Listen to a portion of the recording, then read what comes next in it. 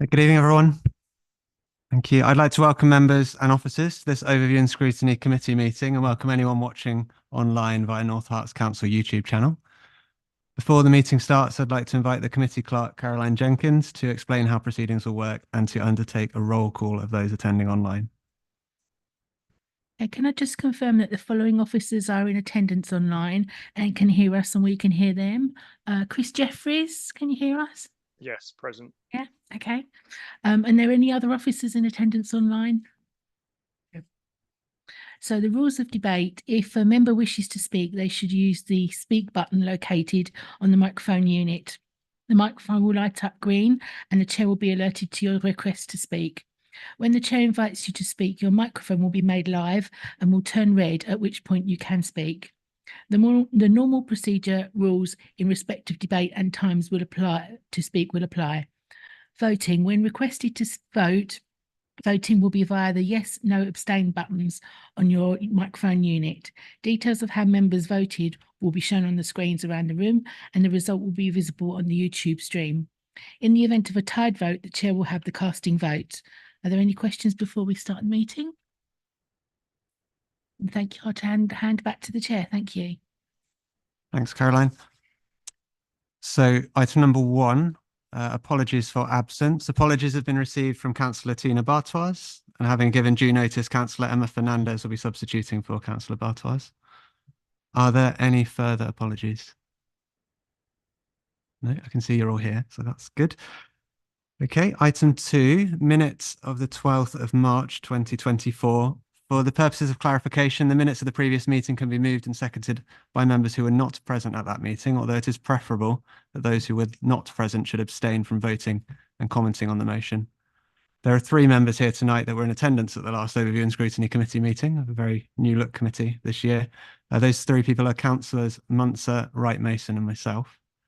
So I propose that we take as read and approve as a true record the minutes of that meeting held on the 12th of March 2024. And can I have a seconder, please? Councillor Munzer. More than happy to second that, Chair. Thank you. And any comments? Can't see any comments. Okay, we'll move to the vote then, please.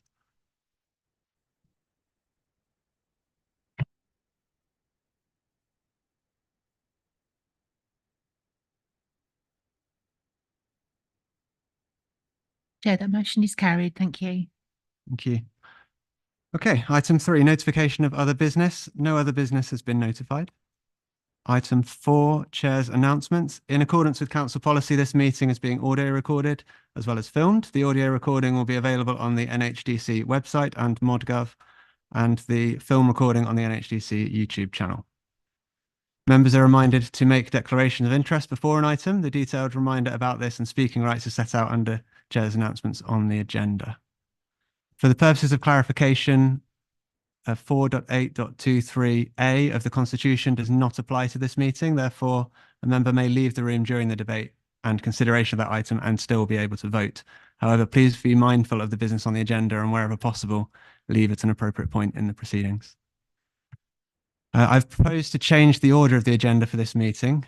So to start with items 1 to 8 as we're working through, and then move items 15 to 18, followed by items 11 to 14, and finally items 9 to 10. And I'll explain the reasons for that as we move into them. I'd also like to draw your attention to the supplementary documents that are published this afternoon. If you haven't had a chance to look at those already, please, please do so. But I have checked before that you'll have, so that's good. Okay. Item 5, public participation. We have no public participation at this meeting.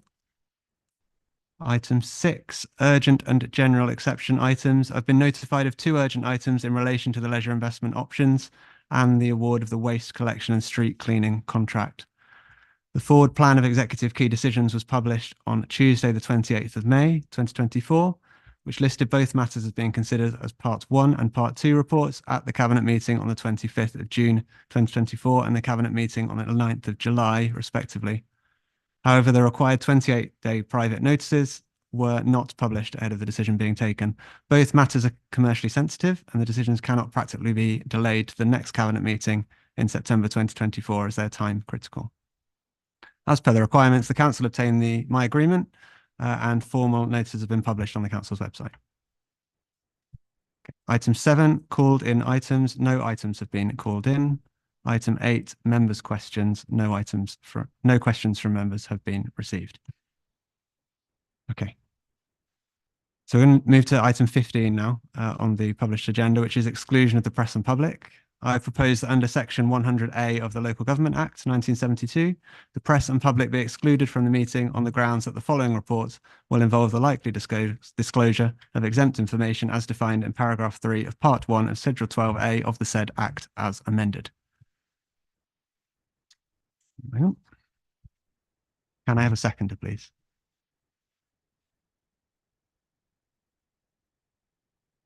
Councillor Tyson. Yeah, happy to second that. Okay, we'll put that to a vote then.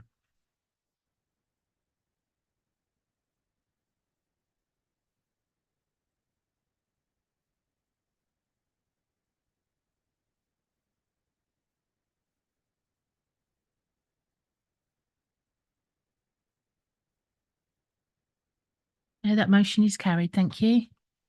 Oh, yeah. Okay.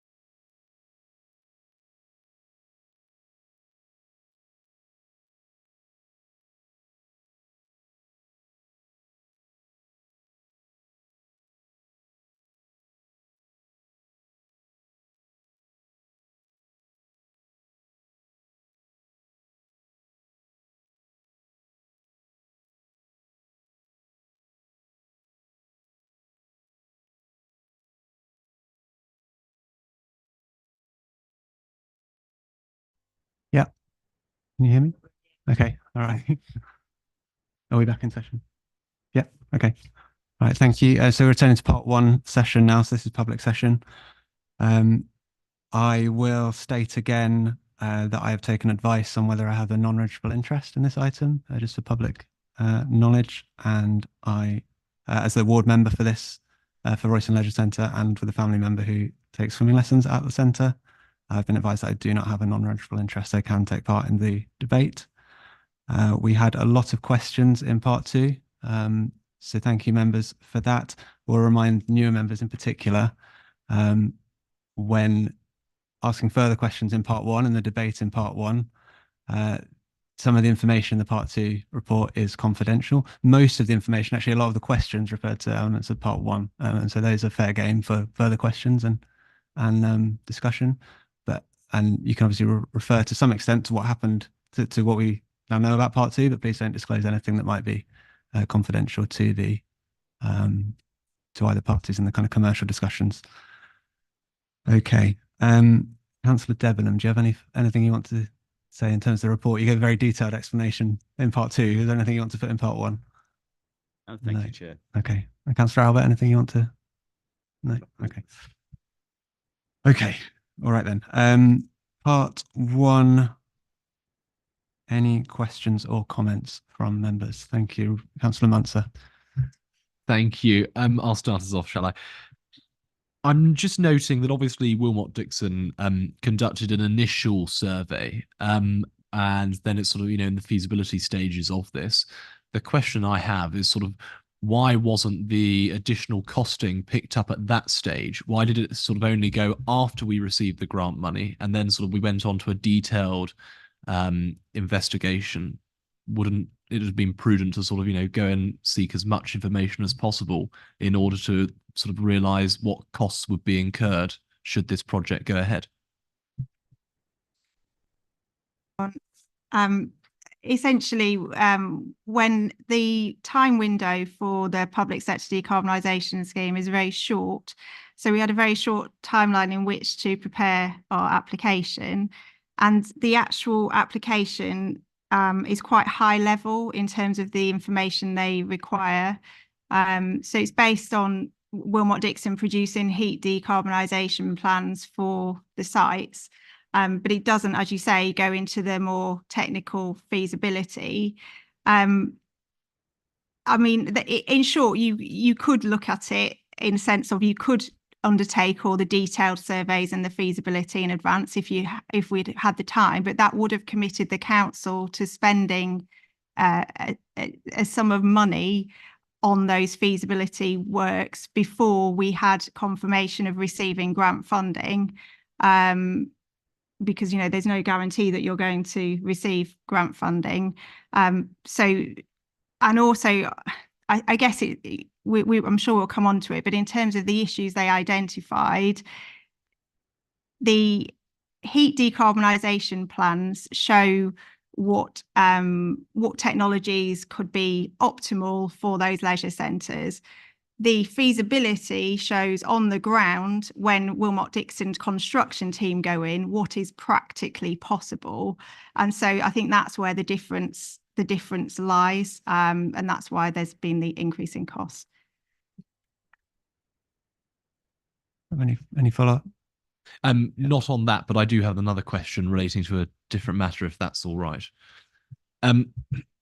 If we sort of do recommend to Cabinet and Cabinet then subsequently approve it and it sort of goes through the system and is approved and we have spade in the ground, so to speak, what measures and steps are going to be taken in order to obviously reduce the disruption to residents who already use the leisure centres?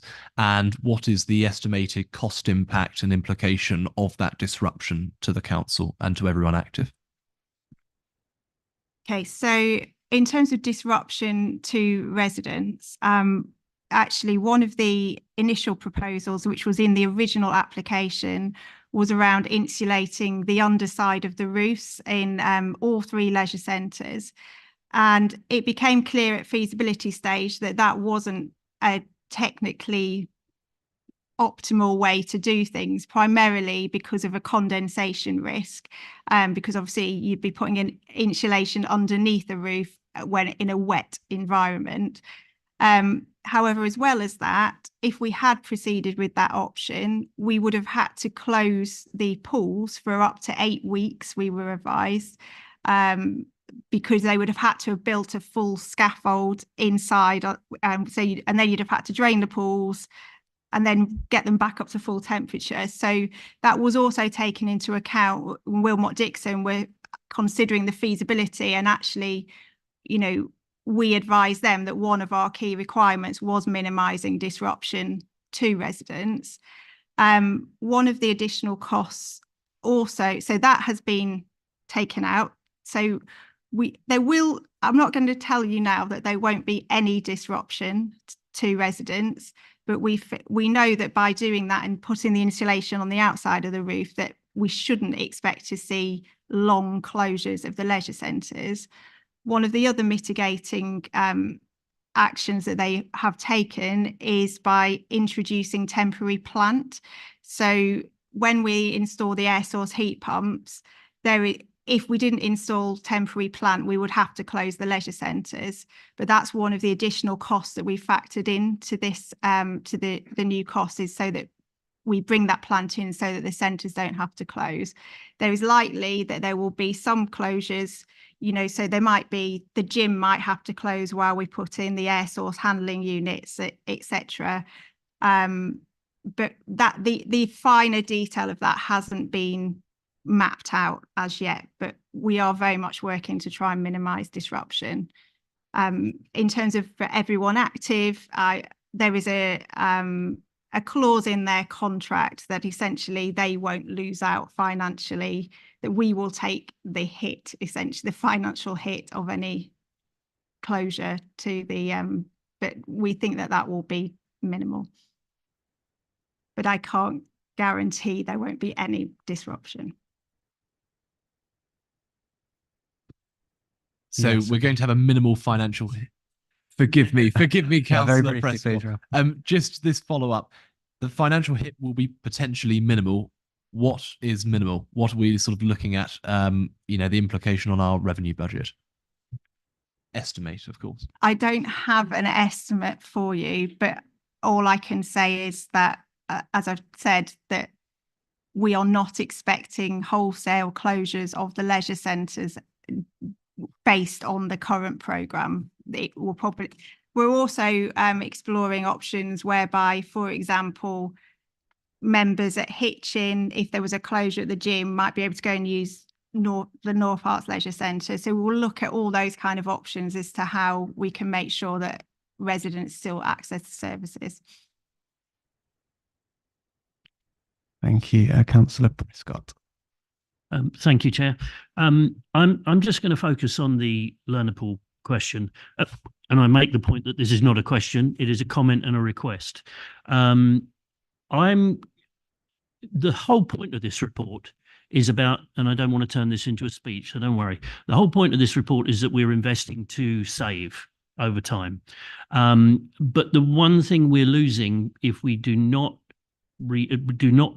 go forward with the learner pool at Royston is the investment in the people who need to learn to swim, children, young people who need to learn to swim. And I think we're missing a very substantial trick if we do. I personally will not vote in favour of that element of the recommendation. So there's my comment there. And again, it was based upon a number of different factors, not least of which being the Royston Town Council meeting the other night, where we had a representative of one of the swimming clubs who was bemoaning the fact that the opportunities to teach young people to swim are disappearing all the time. So my request is that on that specific element of the recommendation, we have a revisit to the drawing board to see if we can find a way to make it less costly, and we make it work. Can you ask a question? I'm sorry. No, I'm not going to ask Okay. a question. All right. I was making a comment, So and I made a request. So we'll move on to. And the request was we find a way to do it. Yeah, appreciate that. I'm not trying to be difficult. We will move on. We'll move on to the recommendation shortly, and you'll have an opportunity to propose an amendment to that part of the recommendation at that point, if that's what you choose to do. Yeah, obviously that's okay. This section is primarily for questions, but I do want to encourage those points to be made during the debate. So thank you, Councillor Prescott. Councillor Wright Mason.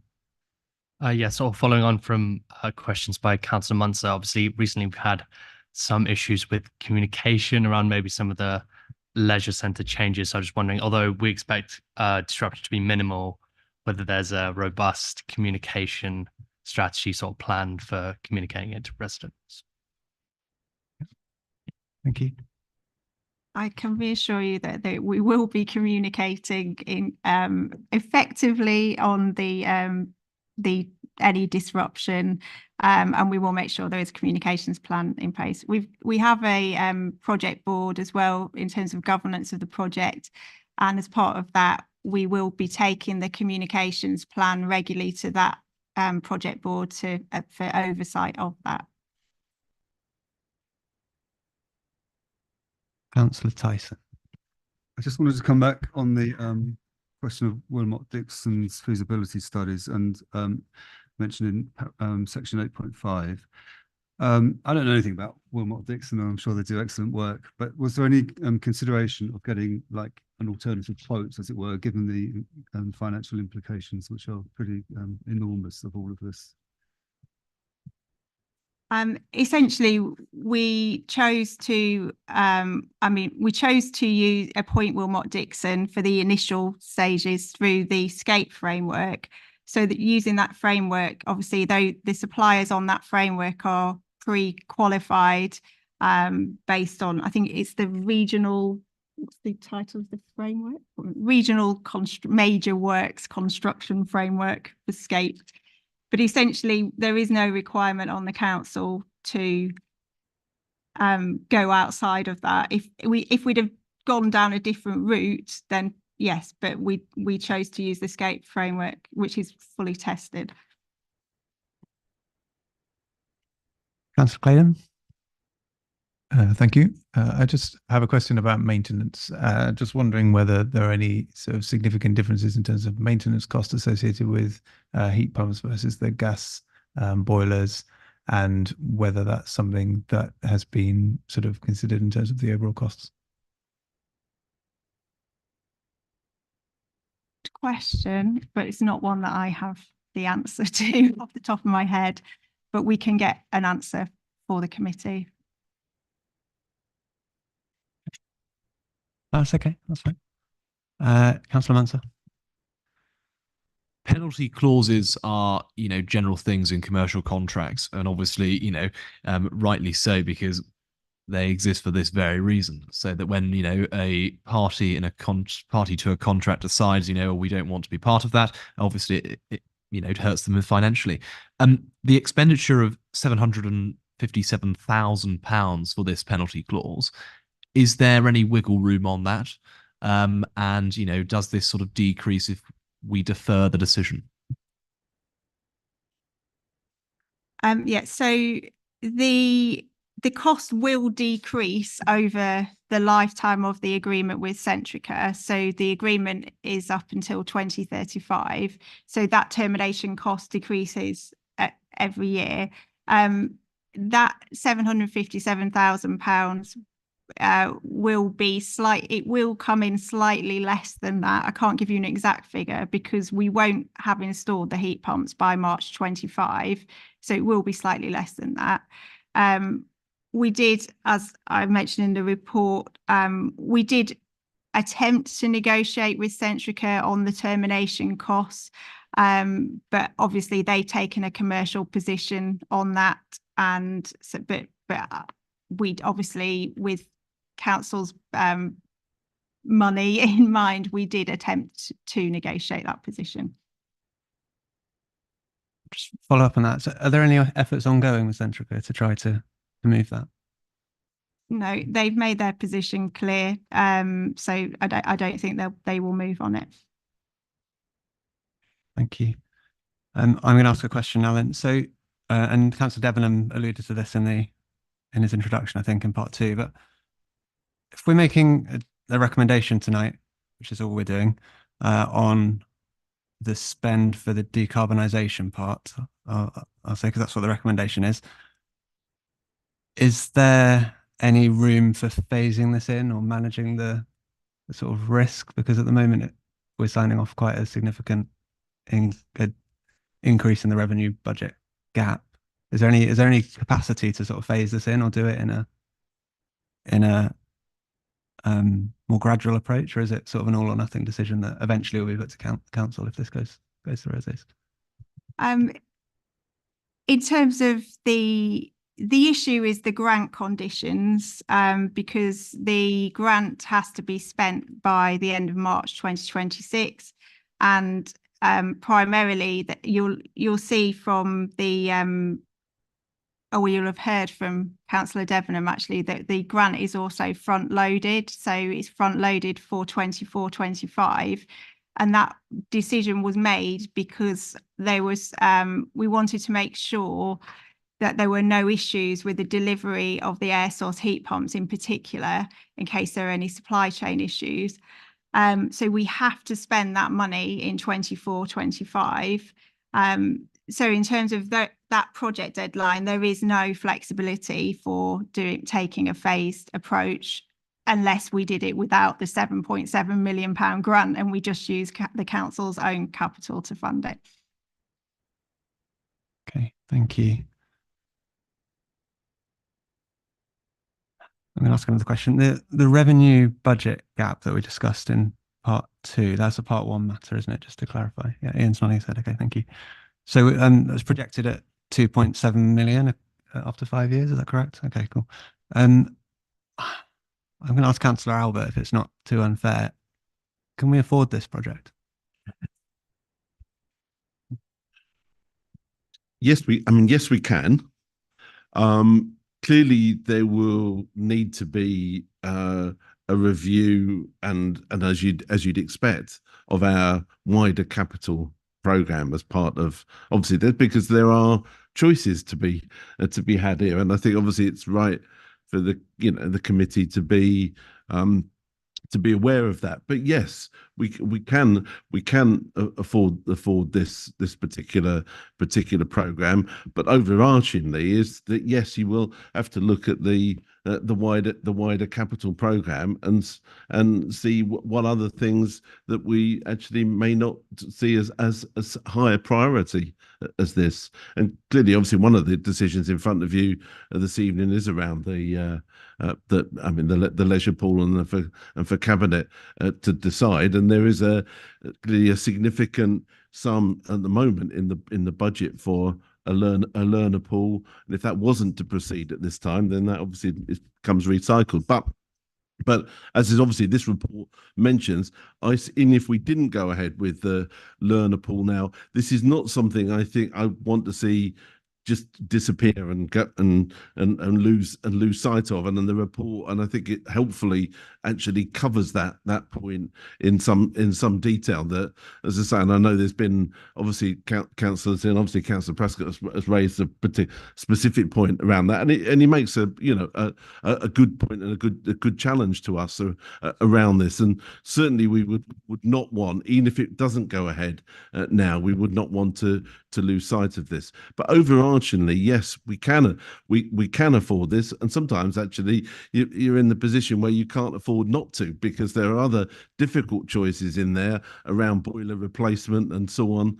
And of course, obviously the council has declared a climate emergency, and obviously we are trying to achieve net zero here. So these are difficult choices. And unfortunately, this is obviously right early on in, I think, for this committee and for cabinet and for council, these are some quite stark choices in front of us about some different and difficult alternatives. So, but overarchingly, the simple answer to your question is yes. But I think the committee is right to be able to, needs to be aware that obviously that does leave us, and obviously looking at what else that we might not be able to do on other issues in the future if we're spending this money on our capital program, because we can't keep on borrowing, and because that itself, as Ian Cooper has said, is going to actually mean that we end up having even bigger savings amounts to find, and that will be a challenge that I think none of us want to see. Thank you for that detailed answer. You mentioned the boiler replacement. if we were to not proceed with the recommendation, do we know how much that would cost and when that would come in, given that it's necessary? Yeah, thanks. I should have asked this in advance, probably.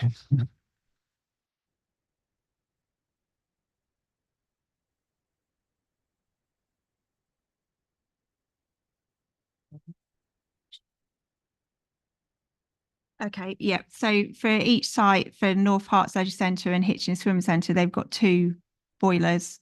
So the total cost is £200,000 for each, across each site.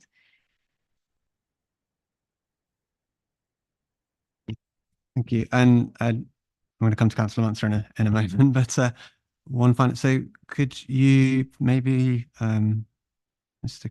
Ian Cooper, could you just explain in terms of the Royston learner pool, what are the implications of, and just bearing in mind what Councillor Prescott has kind of said, of keeping the learner pool project under review versus removing it from the capital programme? What does that actually mean in terms of, I guess, the financial impact on our future sort of budget forecasts, and also the, and feel free to defer the second question to someone else if you want, but the likelihood of it ever happening?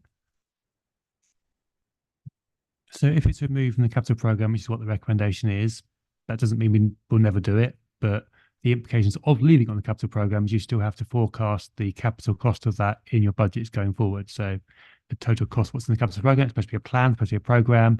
It is therefore you still the revenue costs in your forecasts. So that is why I'm recommending we take it out, keep it as kind of something to consider, but not saying it's a plan at the moment. It's an aspiration to deliver it in the future, but not a part of our actual plans for now. And yeah, I mean, the facts we put out in the report are what may need to come together to make it a viable prospect in the future is around looking at, as everyone active, get more into the Royston Leisure Centre. Can they get improve on what they've kind of said so far? Can there be a chance of in other contributions from other sources? If those come together, potentially, yes, they could be a viable prospects in the future. So I can't say yes or no, but that's what needs to come together for that to happen. Yeah. Okay. So just to be clear, if we were to remove it from the capital programme, that would be, if I understand correctly, a contribution towards reducing the 2.7 million gap that we talked about in future, because it's already in the capital programme as it is, or no, not because quite? when we put it in the capital programme, we also forecast income equals the capital costs of that particular provision. So okay, we would offset. By removing it, we'd offset the two. So you take out the revenue assumption about revenue income with the capital cost. Okay. If you left it in the capital programme but left without the revenue income, we'd make a position worse. So we take both sides out, and it balances the equation back out against us to net zero against that target. Okay. Thank you very much, Councillor Munster. Just looking at 8.1s, so the project as it stands at the moment will achieve a CO2 reduction of 60%. But obviously then we've got that 40% to make up. Now, obviously some of it comes from the national grid because obviously that's not fully decarbonised yet. But then obviously we've got these boilers of which we're being told, that's going to cost £600,000 at some stage. Has that been built into the future budgets of this authority? No, sorry, the boilers we were referring to were the replacement of the gas boilers at North Herts Leisure Centre and Hitchin Swim Centre. If we didn't go ahead with the decarbonisation.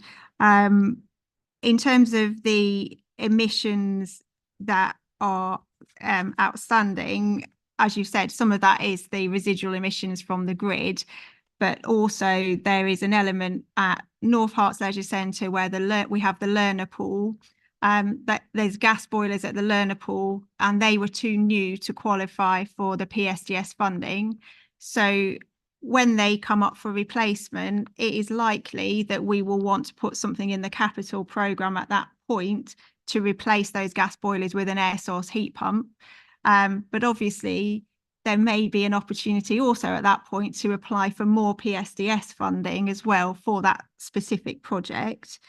The same applies at Hitchin Swim Centre. The emissions from there are in part to do with the gas boilers at the outdoor pool. Again, the outdoor pool at Hitchin Swim Centre and at the Letchworth Lido are too new to qualify for PSDS, but there's, you know, opportunities there in the future.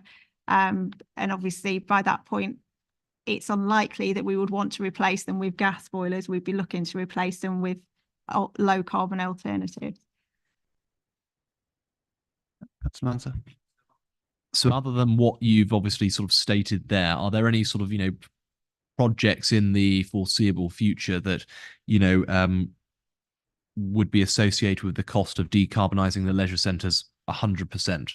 Obviously, you know, excluding what happens with the grid. I think there will be other projects for the leisure centres that come up, but as I said, they will arise when the boilers are end of life, and also depending on the council's priorities at the time, in terms of, you know, reducing the carbon emissions. So I'm not going to. I think that they will come up as a bit, but we haven't got them planned in terms of a specific year as yet. Thank you. Ian, did you want to say something on that? Yeah, just to confirm, there's nothing in the capital programme at the moment for those replacements, those other boilers. That would have to come in the future and be added to the capital programme. Okay. Councillor Prescott. Yeah, just really quickly for absolute clarity, if we take the learner pool out of the project now and we then keep it under review, as you said we would do, and we revisit it in a year or 2, 3 years' time, is it safe to assume that it's likely to cost more when we do it in isolation rather than doing it as part of this project?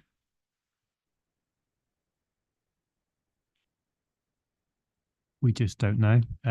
I guess the implication of potentially doing it in future would be you'd be able to go out to full contract and you get some competitive tension maybe, which might help reduce the price. There is a lot of demand for construction projects at the moment that may subside and may also help to make construction costs relatively more competitive. So I'm not going to say it's definitely cost more, definitely cost less, but there are factors which could help. I think if you'd asked me a question a few years ago, I'd say definitely go up in price. I think there's a chance it may not definitely go up in price, but I'm not going to say one way or the other because this would be too much crystal ball gazing. I think that's fair. Thank you. Councillor Munster. Sorry to come back on this, but sort of, you know, just focusing on actually how we're going to fund this. Now, it may well be in the papers. I'm more than happy for obviously that to be pointed out to me, but and it might be a question towards either Councillor Albert or Ian yourself. We've got 2 years effectively until obviously the conditions of this grant need to be satisfied. That means that within the next 2 years, we need to be spending this money and sort of finding the missing 2.5 million, shall we say. How are we actually going to fund that? Have we identified pots of money of where we're sort of actually going to be able to have cash in hand, so to speak, to actually pay for this project?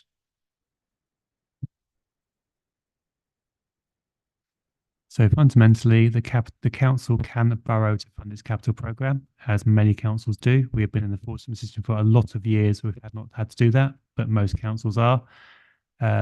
And where you are borrowing to fund your capital programme, it comes with costs. And as set out in the report, those costs are made up of spreading the cost of the capital asset over a number of years over its useful life, as well as the interest costs associated with the borrowing that may be attached to that. As I've mentioned previously, when setting the budget for the council, we will not initially go out to borrow money externally. What we'll do is borrow against money we've got sitting in our reserves. We won't use our reserve money, but we borrow against it. The cash is sitting there. We can borrow against that initially. But the implication of that is you lose interest. At the moment, our treasury strategy is generating about 5% in terms of interest returns. So if you spend that money, you lose that return.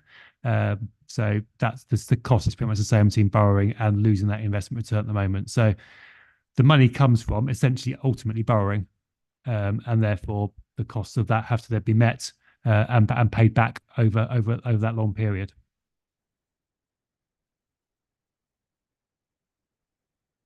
Okay, thank you. I'm not seeing any further questions, so we will move to the recommendations. I just want to check before we do. The recommendation state around cabinet taking into account things. Do we need to amend those to account of this committee recommends to Cabinet, or because some of the other reports in the agenda pack are stated in that way. I guess we could vote on Yeah, the first it's amendment. basically the overview and scrutiny recommend to Yeah. Cabinet those. Okay. So do we need to change the wording of the recommendations, or can we leave it as is? We'll do that obviously as part of the Okay. decision. Okay, so we can take that as read that's fine. Yeah. Sorry, boring procedural thing, but we're not in a position to be Cabinet, obviously. Okay, fine. Councillor Dennis, did you have a point on that? Sorry, I'm just checking procedurally before we jump to Yeah. any potential votes. We are going to debate the recommendations, aren't we? Yes, Yes. absolutely. Yes. So what I would do, just to clarify then, I think what I'll do now is I'll read through the recommendations just so everybody's aware of what they are. And then we will move to the debate on the recommendations. So I'll read through them in full. We'll move to the debate on the recommendations. If anybody wants to make an amendment to any of the recommendations, then that is the time to do that. And then we will vote on any of those amendments a debate and then vote on any of those amendments that come forward. And then I think what we'll probably do is take a vote on each of the recommendations in turn, but I will reserve the kind of right to judge on that depending on how the debate is going. Okay, is everybody clear on that? Yeah, cool. All right, so the recommendations are that Cabinet takes into account the matters set out in the Part 2 report when reaching the following decisions. 2.1, that Cabinet agree in principle to terminate the combined heat and power Centrica contracts at North Harts Leisure Centre and Hitchin Swimming and Fitness Centre at the appropriate time during the PSDS project and recommend to Council as per 2.6 below regarding the termination fee. 2.2, that Cabinet expresses its profound disappointment at the position taken by Centrica over the cost of the CHP contract termination, given the company's stated position as energising a greener, fairer future, and requests that the Council continues to raise and seek solutions to the issue of long-term inflexible agreements for gas CHPs with Salix and government, which will inevitably prevent many public sector organisations from achieving their net zero ambitions. 2.3, that Cabinet does not approve the business case for Royston Leisure Centre learner pool, and that the capital budget is removed from the capital programme due to the matters identified in the Part 2 report. And that Cabinet then recommends to Council an increase in the capital expenditure of 2.4 million into the capital programme for the decarbonisation work to the 3 leisure centres. The overall budget will be profiled across 2024 to 25 and 2025 to 26. 2.5, an increase in the capital budget of 250,000 for the Royston Leisure Centre gym extension to ensure the extension is built to net zero carbon standards. 2.6, approval of revenue expenditure of up to 757,000 for termination and removal fees of the gas CHPs at North Harts Leisure Centre and Hitchin Fitness and Swimming Centre. This will be funded from general fund reserves. Okay, those are the recommendations as they are. Do we have any debate? Oh, sorry, I need to. So I will propose those for the purpose of moving the meeting along. Does anyone have any? Can anyone second them, please? Okay. We need to second it, and then we can move to amend it. Yeah. Okay. So procedurally, we have to second this to then raise amendments against it. So. Okay, happy to do that on that basis. So okay. I'll have to second that and reserve my right to speak. Sure. Okay, thank you, Councillor Tyson. Sorry, is that what you're going to ask? Okay, all right. Okay, thank you. Okay, Councillor Dennis then. Yes, thank you very much, Chair. I think firstly, as I've said in a number of places previously, all credit to officers on the work that you've put in on the public sector decarbonisation scheme and the grant application. It was one of those horrific fastest finger first pots of money that we had to battle for. And I think credit where credit's due, the team did a brilliant job securing that. What I want to focus on tonight, though, colleagues, in this report is recommendation 2.3. I think we heard in the questioning in Part 2 that there are some serious questions over how thoroughly we were able to explore the potential funding options to support what many of our residents, I think, will feel is a valuable facility in the form of a learner pool at Royston Leisure Centre. And it's also, as Councillor Prescott has rightly pointed out, an investment in the future health of our children. those colleagues who were present prior to the election will recall that this council passed a motion to ensure that we considered health impacts of all of the decisions that we take. And it's concerning to me that potentially we're missing out on a key health opportunity here. And as Councillor Prescott indicated, the opportunity to invest to save for the future. Here we go.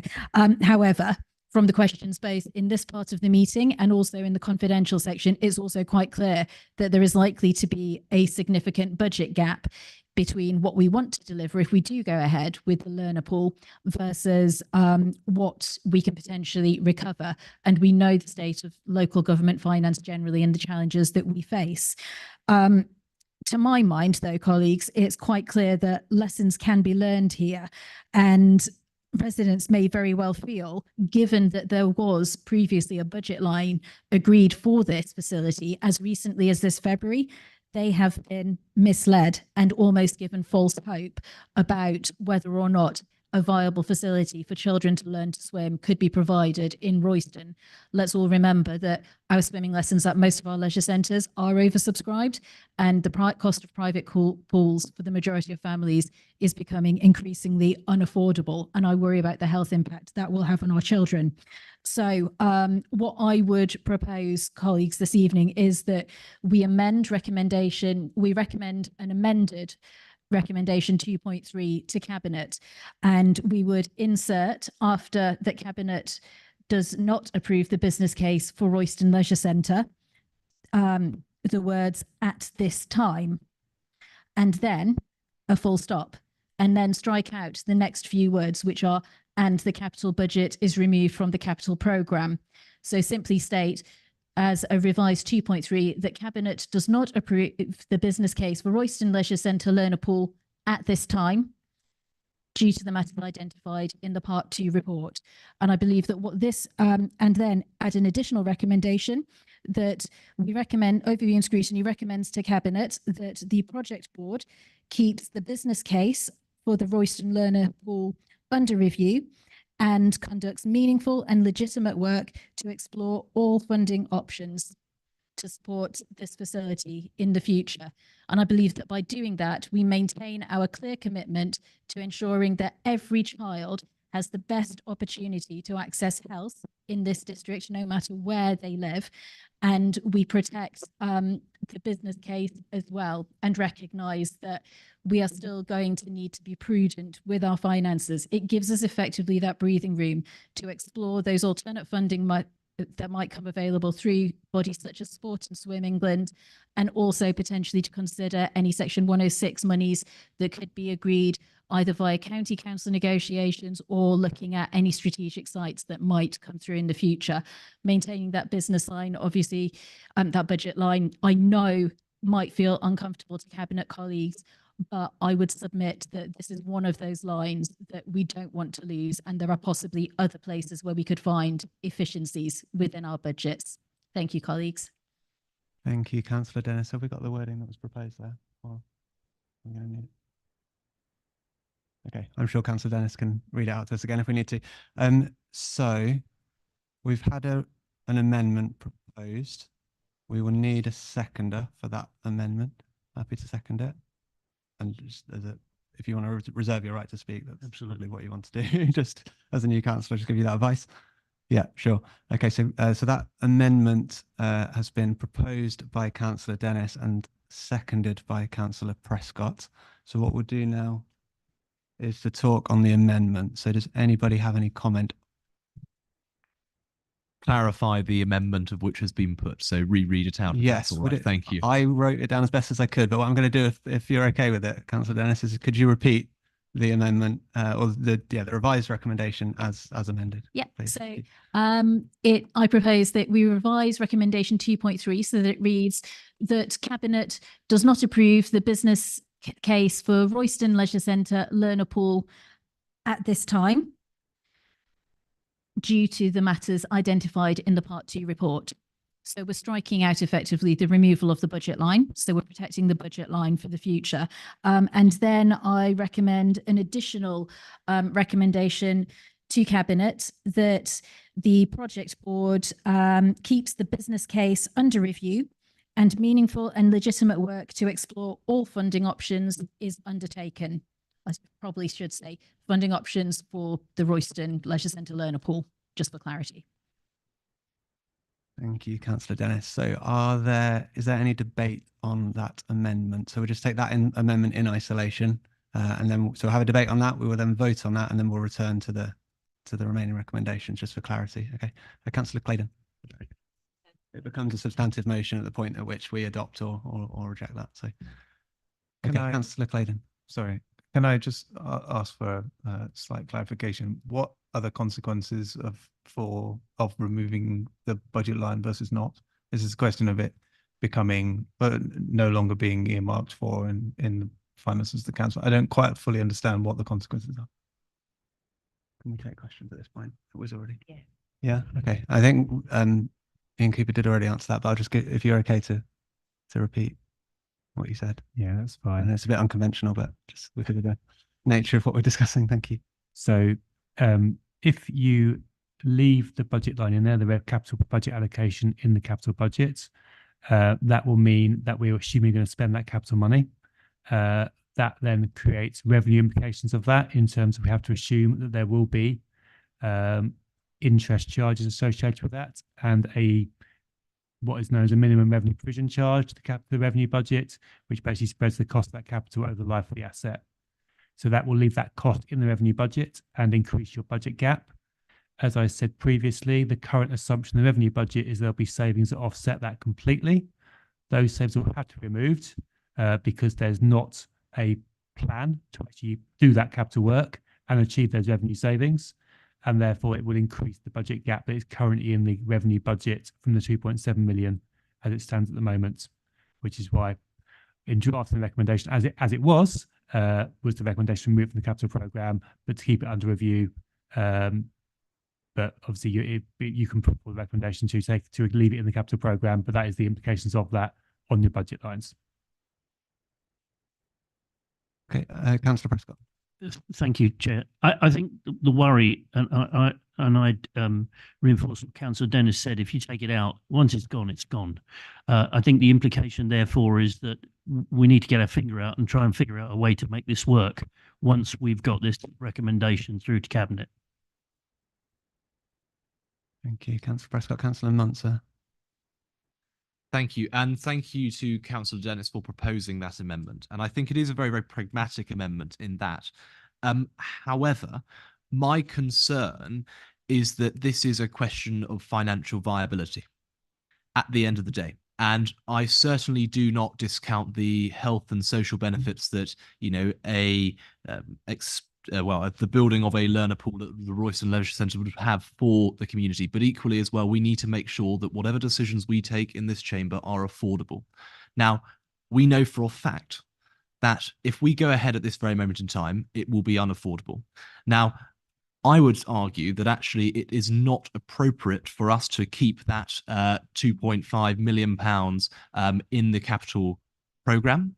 I think that money needs to be reallocated to somewhere. I think, unfortunately, the realities of local government finance means that if that money is kept in the budget, it means that actually our budgets are going to be stretched elsewhere, and we won't necessarily be able to allocate that to other more pressured or more needy projects. So on that basis alone, I would reject this amendment. However, I would be more than happy to propose something else if I would be given a minute or so in order to do that. The fact is that if there was to be a business case in the future, then it would speak for itself, and then it could be added at a later date in the revenue budget.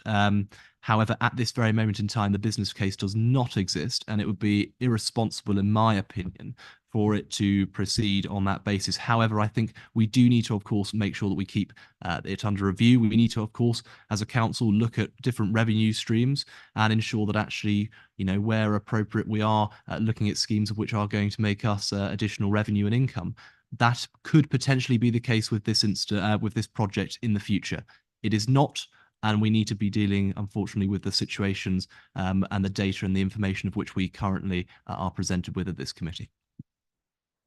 Thank you. I'm just going to take some advice on this. Yeah, Chair, you may like to listen to what Councillor Munster has to say, as it may be something which Councillor Dennis and Councillor Prescott wish to take as part of their amendment. So, Okay, so you're seeking to amend the amendment? Is that that is what. what's Councillor happening? Munster- That's what's happening. Okay, that's where we are. Obviously, Councillor Dennis and Councillor Prescott may wish to take that on board, or they wish to not take it on board.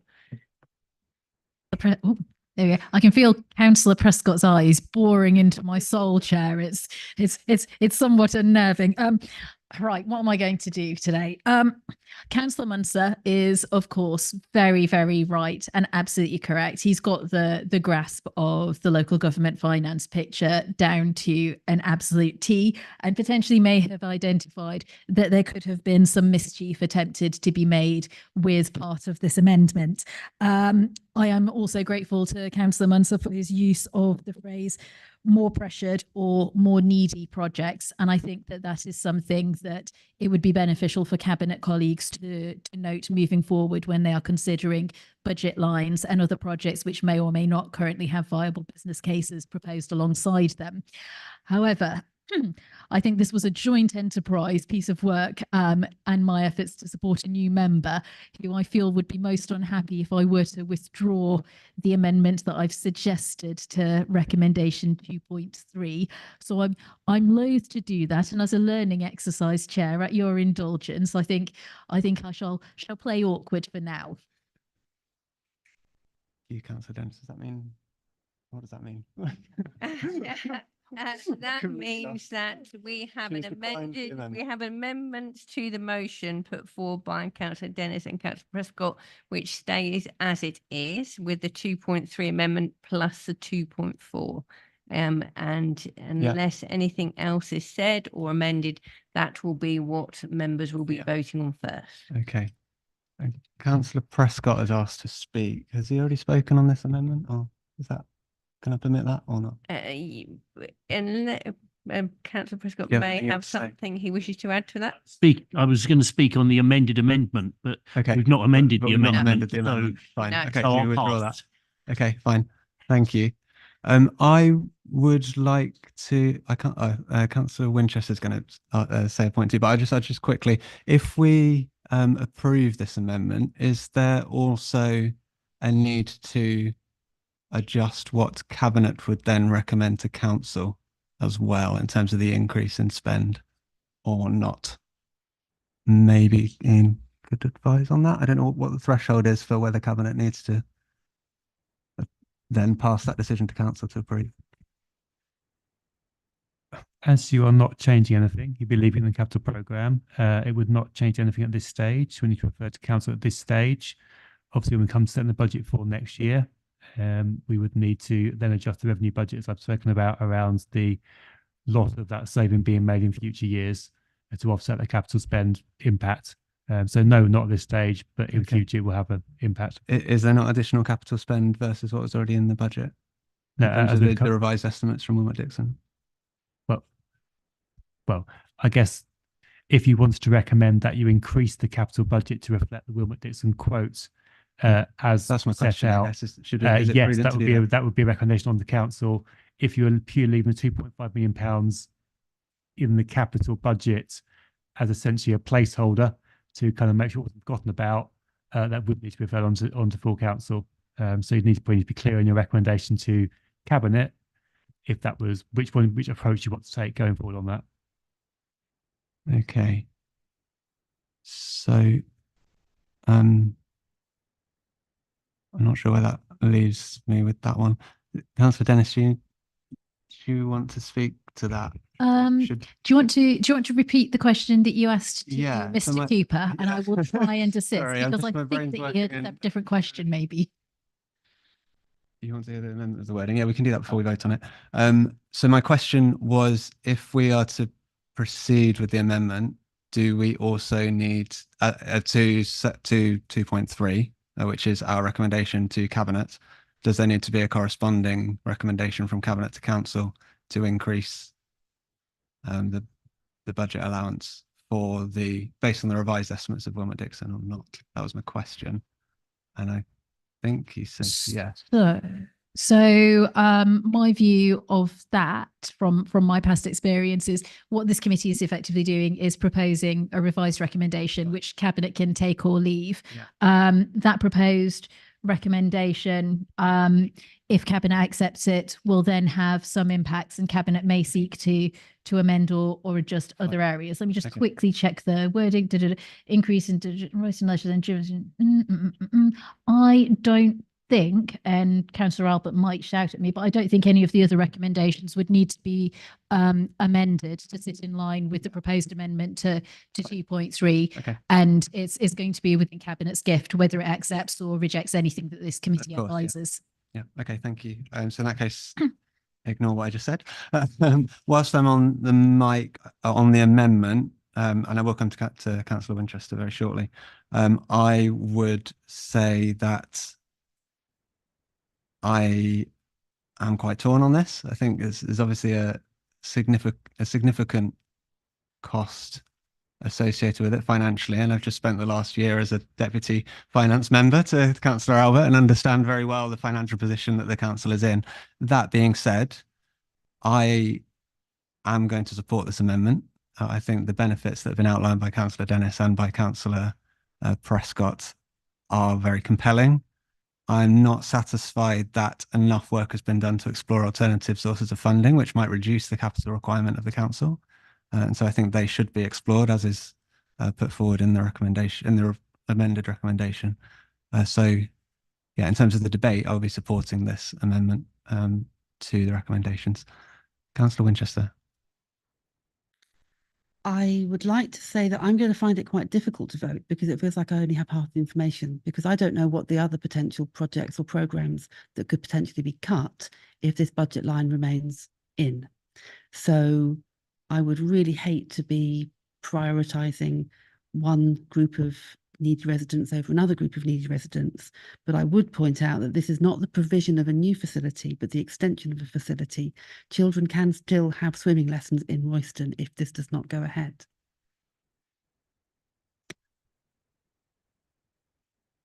Are there any other contributions to the debate on the amendment? Not seeing any. Councillor Tyson. I take Councillor Winchester's point, but at the same time, the learner pool is a separate sort of idea, and the concept is not just for children to learn; it's also a reserved space which can be used by members of the public with special needs of various kinds as well. And I think that by and large, that we all agree that it is a good thing. But obviously, it's difficult to make a decision when we're told, yes, of course, if we do this, we're going to have to sacrifice something else, but no one's actually said what that might be.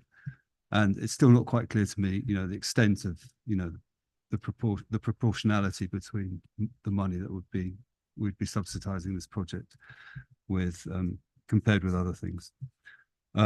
So in terms of the budget, I see that there is a bit of an issue around that, but I would still prefer to keep it in and really encourage Cabinet to push for further research into this and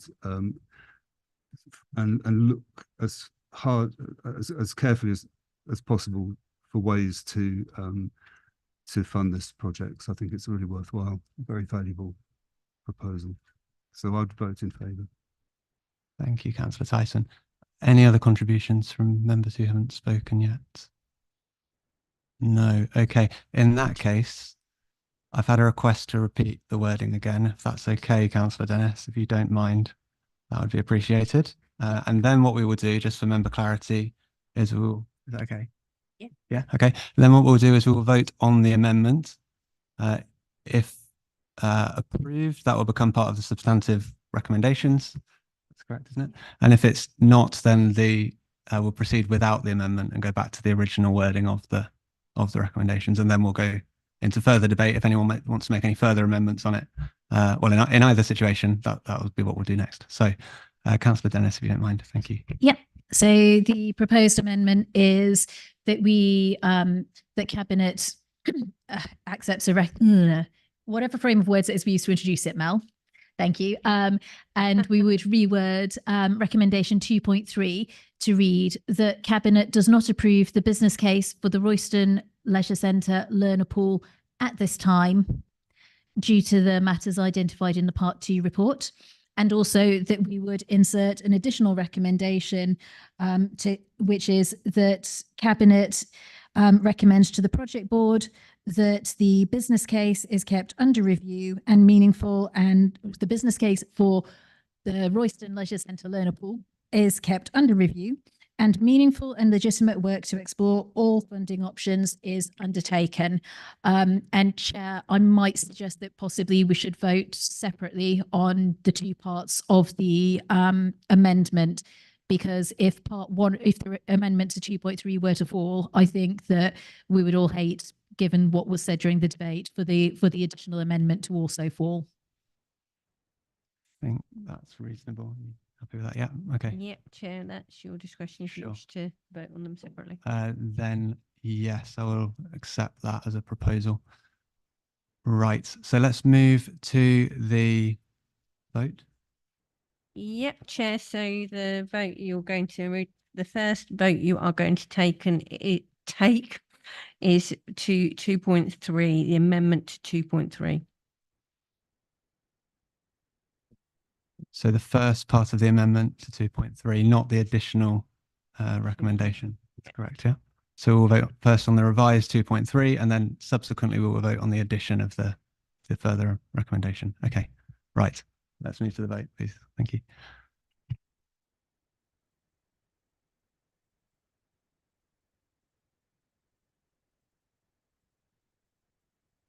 Chair, that vote is carried. Thank you. Thank you. And then we'll move on to the second part of the amendment, which is, well, as Councillor Dennis outlined. I can try and paraphrase because that was correct. The additional recommendation, which then becomes The additional 2.4. recommendation, which then becomes 2.4. Yes. Thank you, Mel.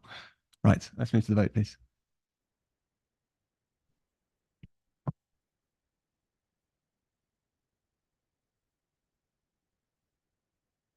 Chair, that vote's carried. Thank you. Thank you, members. We're not done with this yet, I'm afraid. So we will now move back to, so that becomes part of the substantive recommendations. Yep, that is so- included within all of your recommendations. So you talk on those recommendations as amended. As now, Chair. amended and potentially as renumbered if we want to come to, yeah, okay, so 2.4 becomes 2.5, etc. Okay, is there any debate on the recommendations as they are now constituted? Councillor Munster. Thank you, Chair. I will take the recommendations in some order. Looking at sort of recommendation 2.5, the increase of £2.4 million into the capital programme for the decarbonisation, I'm of the firm opinion that this certainly should be something that we recommend to Cabinet, and hopefully Cabinet recommends to Council. We received, and I don't mean to make a party political point here, but we received nearly £8 million worth of government funding earlier this year in order to do that. There is no guarantee that any future government of whatever political persuasion, of whichever colour, is going to have a scheme of a similar nature, or if they do, that we will be successful. And the fact of the matter is that we would not be able to, this authority would not be able to meet the cost of fully decarbonising at the leisure centres alone. It would have to result into us, making very, very significant cuts and, unsustainable levels of borrowing. And that would not be something I'm sure our financial officer would be advising. So on that basis, I would urge this committee to agree on that. And then it goes into sort of 2.6, which is the penalty clause, because it is, of course, frustrating.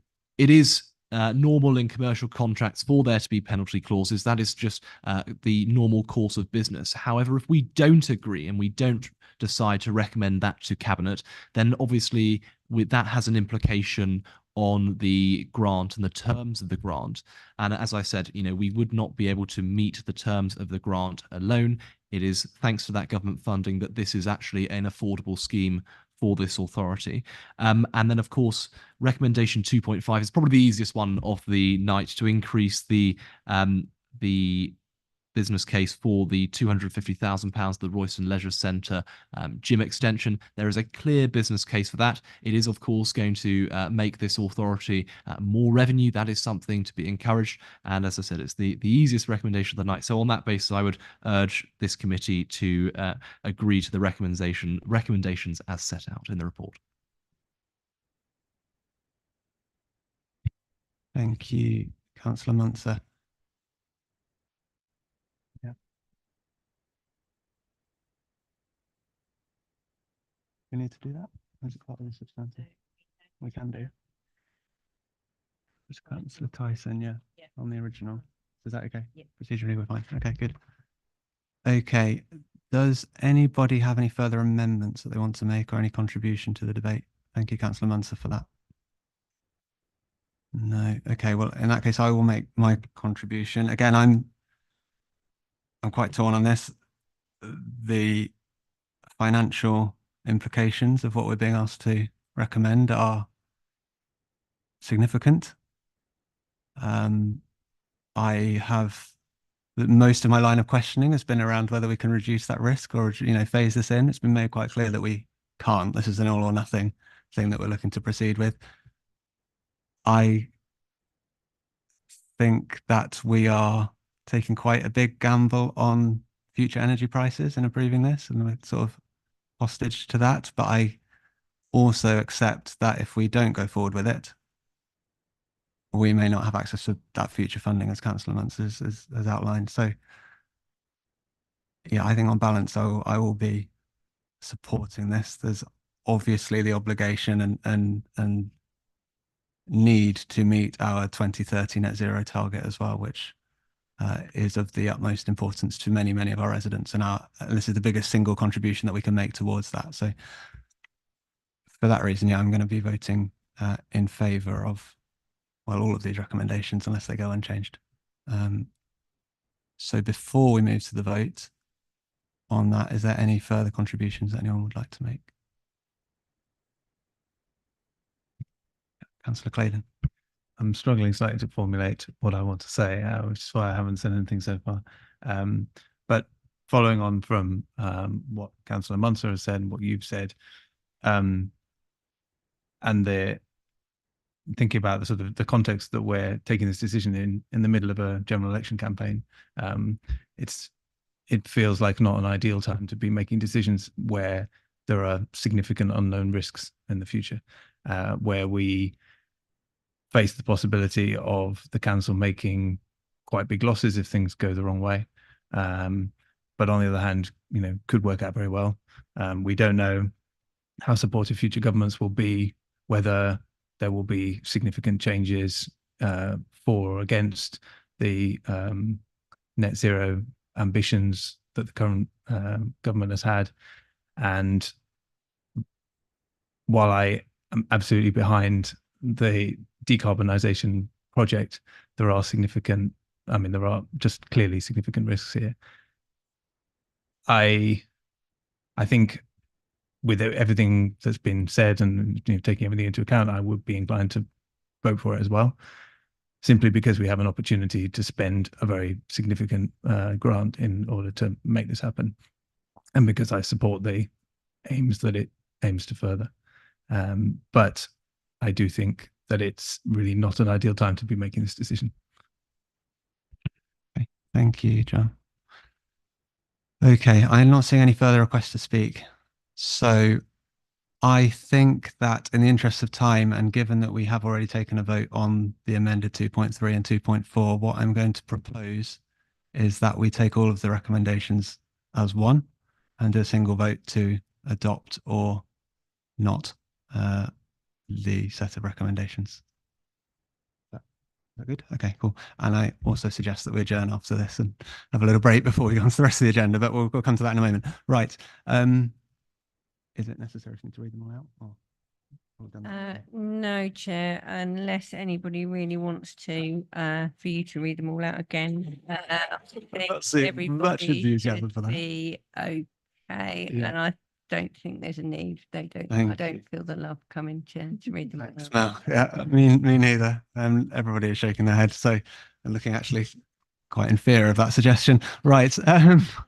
So what I propose then is that we put the recommendations as amended to the vote, and we're doing that on block. So you're voting now to adopt all of the recommendations as amended, or not, or to abstain. Okay, if we can go to the vote.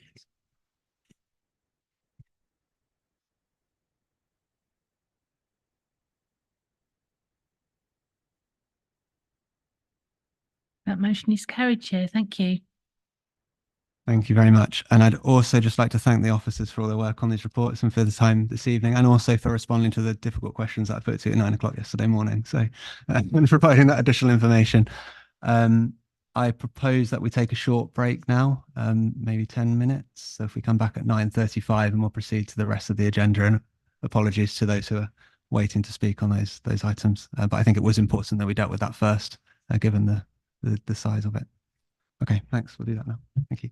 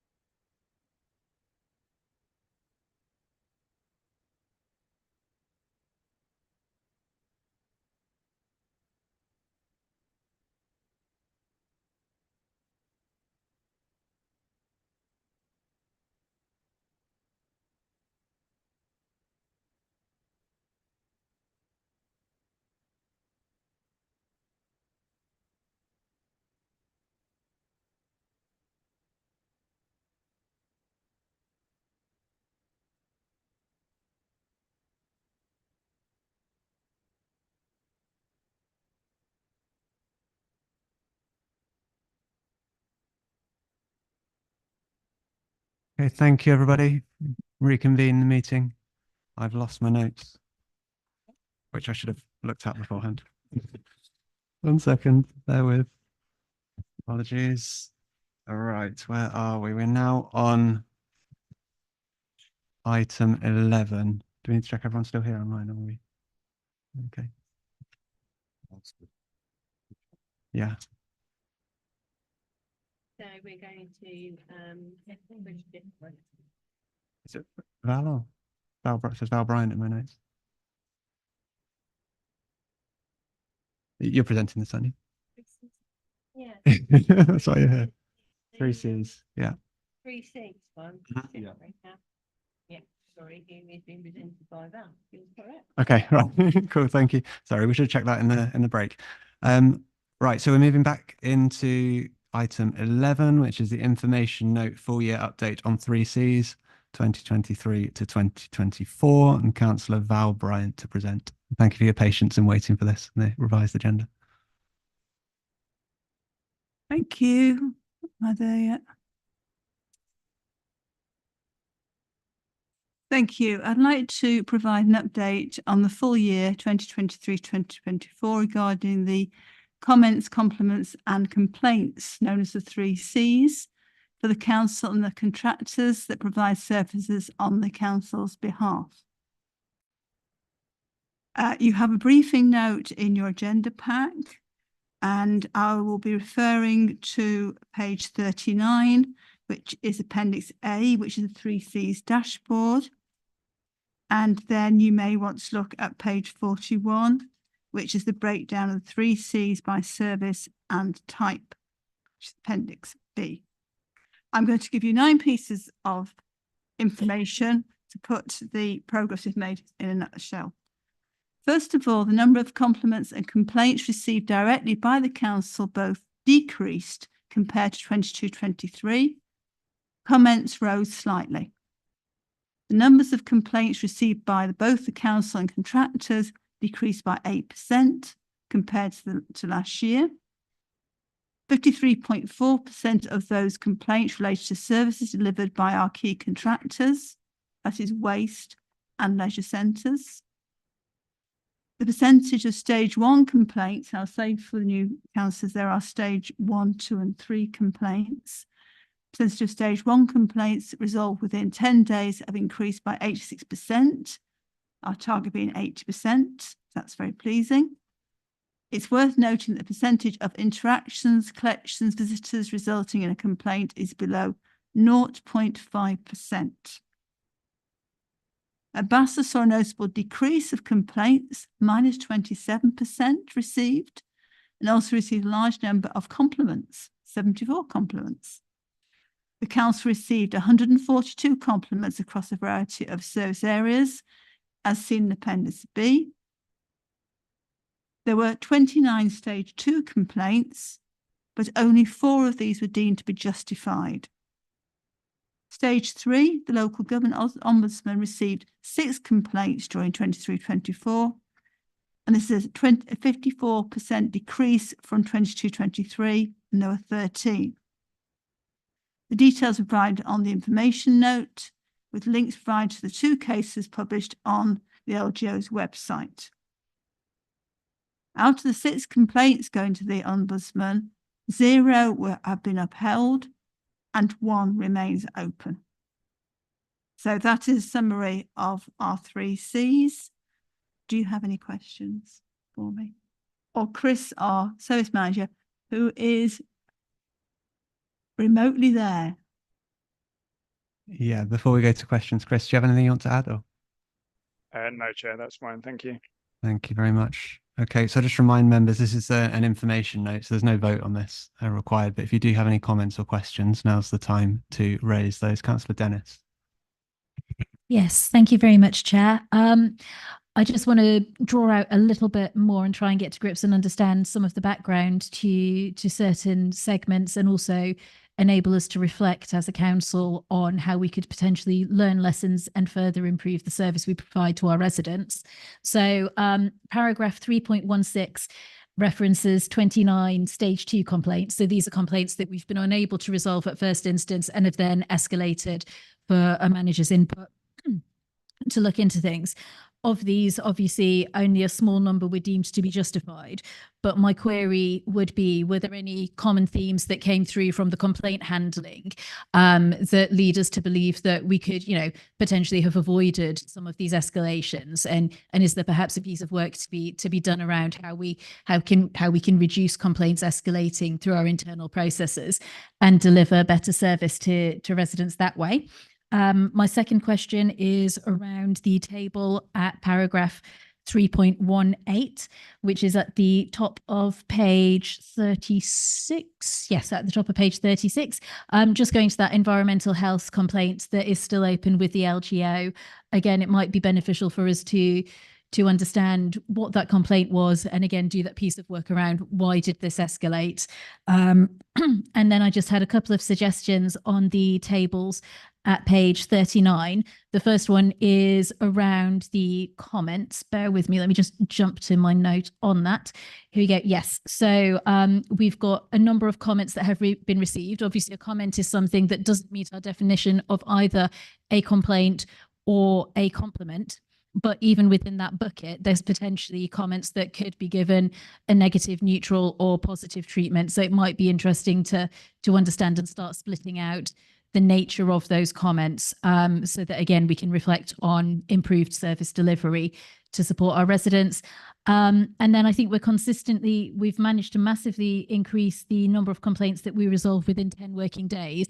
And I understand that we've managed to alleviate some of the resource pressure in the area as well. Given that we are at 86% of our complaints resolved within 10 working days, could we maybe aim and set ourselves an ambition to resolve 90% of our complaints within 10 working days?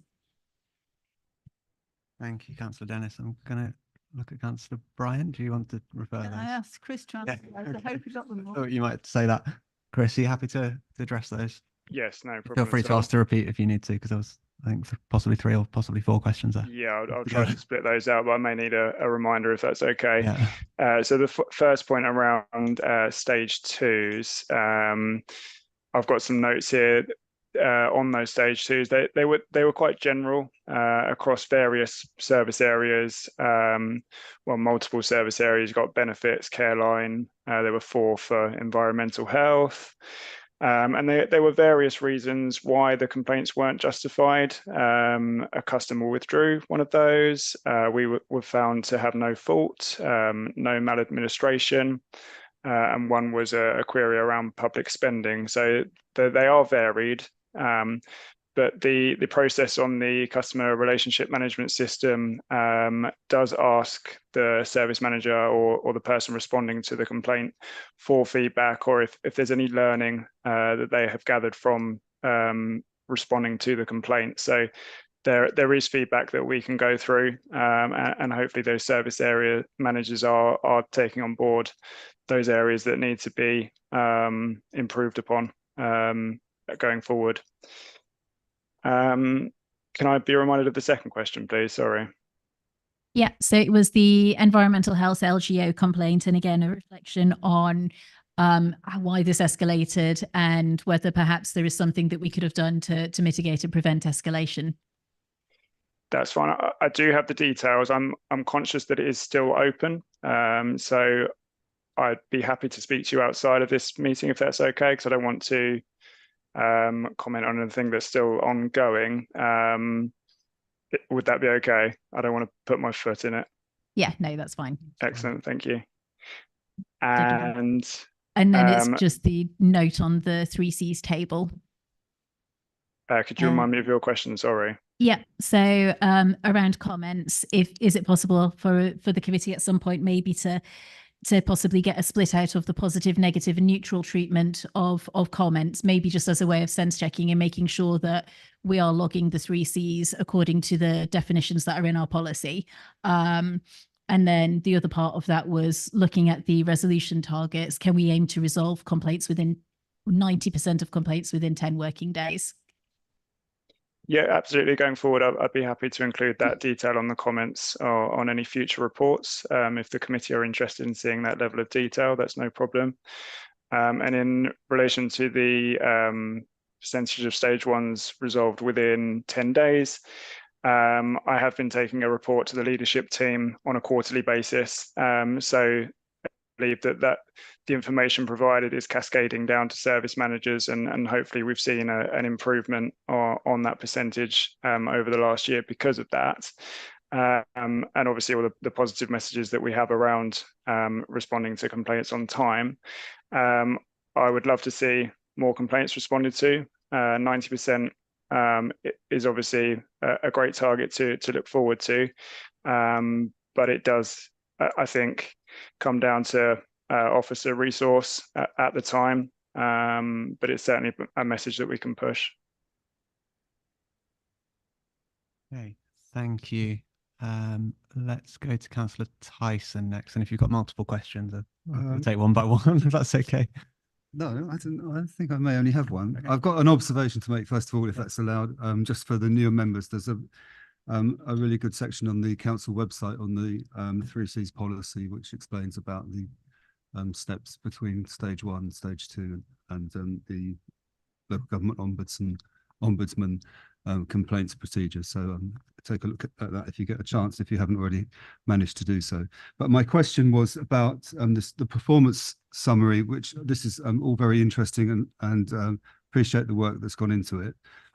One thing that struck me when I was looking at it first was that this is obviously quite an introspective examination of what's been going on, and my question is whether there is a version of this which is benchmarked against the performance of other local authorities similar to our own.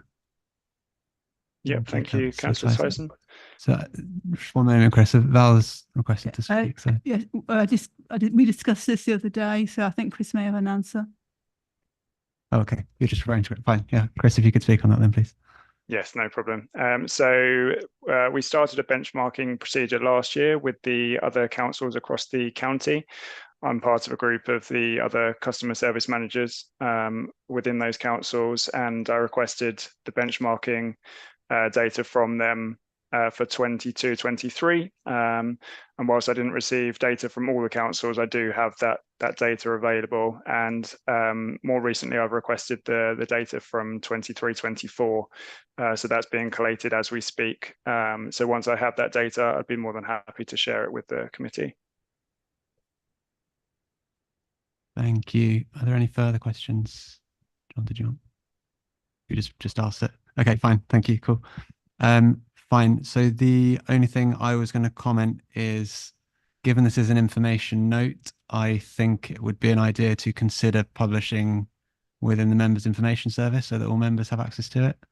Obviously, everybody has access to it, but it would promote it more strongly and awareness of it amongst the sort of wider member community. I think that'd be a good thing to do. The other thing I would suggest is that we think about this when we come to consider the KPIs, the proposed KPIs, and whether we want to incorporate any of this type of information within those, given that we've got it. But we can discuss that when we get there. Okay, is there any further comments or questions on this? No.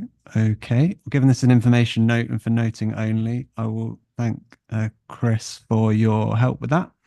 And we can close that item and move on to item 12, which is a report following the call to account on Harkness Court, which is also to be presented by Councillor Bryant. Thank you. A call to account to investigate the Harkness Court refurbishment was requested by a Review and Scrutiny Committee on the 9th of March 2023. So that was the chairperson before last, which then took place with the Service Director of Enterprise and Steve Crowley and the Building Surveyor on the 7th of November 2023. It was reported back to Review and Scrutiny in December, and the process is then for the chair to actually write a report, a summary of lessons learnt. The chair did not do this, did not respond to this. So I have written the reports, which is why it's written by me. I was vice chair. And what you have on page 40, get it? I'm just going down the pages. Page 47 are my recommendations. So this is what I discussed with Adam Compton, who was the chair of Home Scrutiny last year, about our main recommendations. It was clear from the beginning, from the very beginning, that in fact no thought had been given to this project having any sort of project management. It was thought to be a small project, is probably the wrong word, a project, but not in the eyes of one you need to be actually organising. And so we suggested that a named project manager should be there at the beginning of each new project from now on. That at the beginning, there should be clear identification of the project scope. At the beginning, there should be detailed risk assessment. Throughout the project, ongoing agile project management using project software, which was not done in this instance. More practically, understanding of the building control requirements, and a capital budget set at an independent project level to aid financial transparency. Because I think that's where the actual concern came from, to actually go for the call to account, that with the length of time that the project took. That trained and experienced project managers at the council be retained to manage any contract. So we actually have got the personnel who are trained to actually manage a contract and be named project managers. And it was also thought it was very important that it was consistent staffing throughout its course, because this particular project went through a number of iterations of staffing. Thank you. Thank you, Councillor Bryant. Does anyone have any questions on this prior to moving to the recommendations and debate? Councillor Muntz. Thank you, Chair. Could I just ask Councillor Bryant regarding the lessons learned? Because in her report, and I thank her very much for that, she has mentioned obviously that there has been a positive response to the lessons learned document from the Service Director Enterprise, who has recently updated me on progress with meeting these concerns. Would you be able to provide a little bit more detail to the committee as to what progress has been made and what the Service Director said to you on that front? This report has only just been written. As you can see, it's written in May 2024. So we're at the starting point now, right? This is what we'll expect from all projects from now on.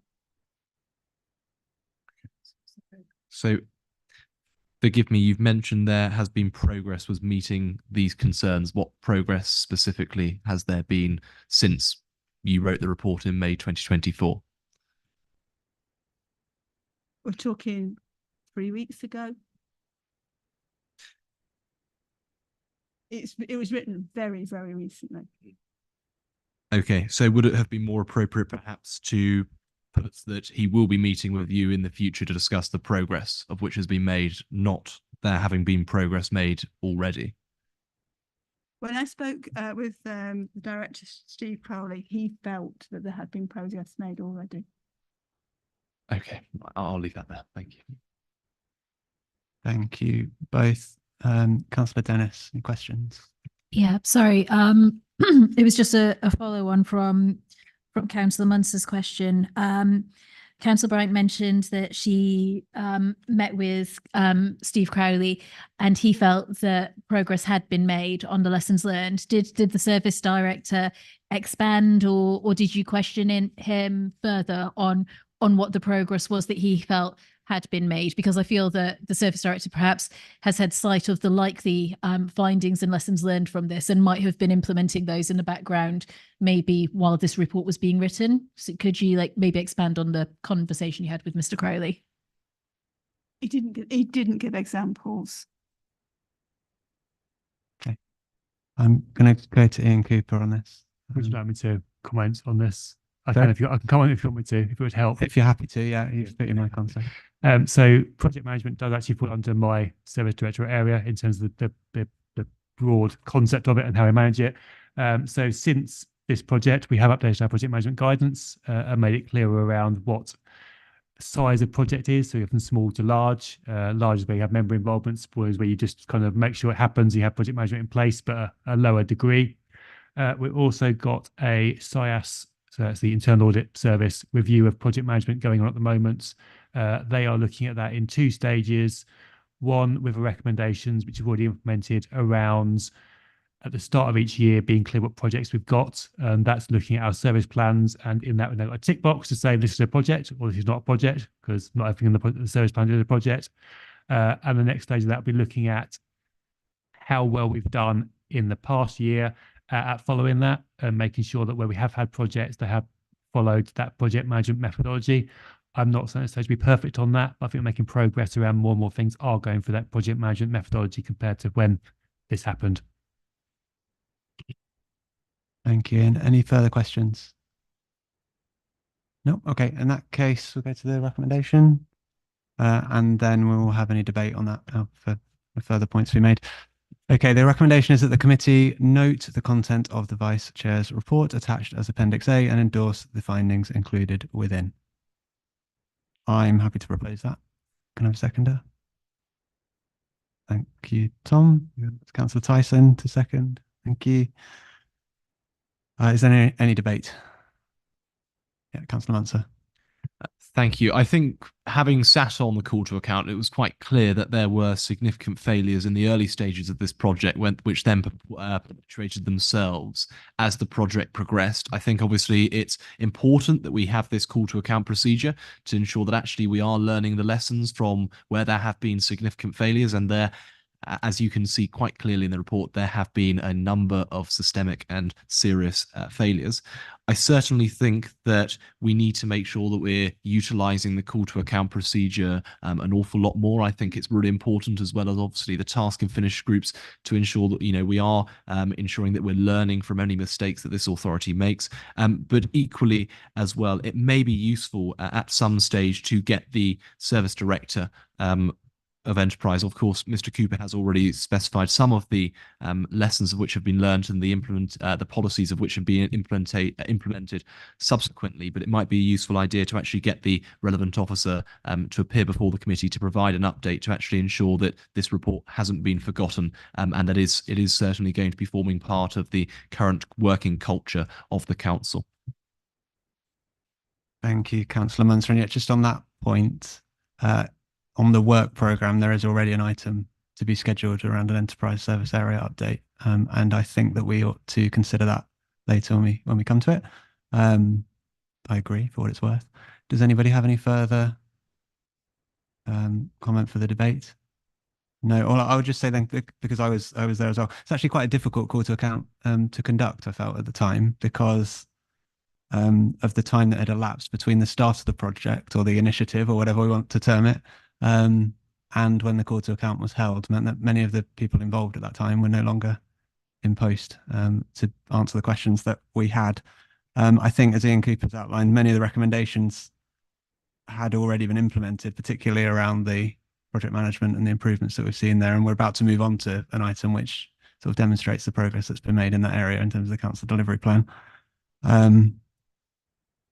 I think one of the things we should think about, and I agree that we need to be using call to account as a tool that we have, but I think we need to be really laser focused on what value those processes adds. And so, yeah, that's the only comment really that I would make on the report, is that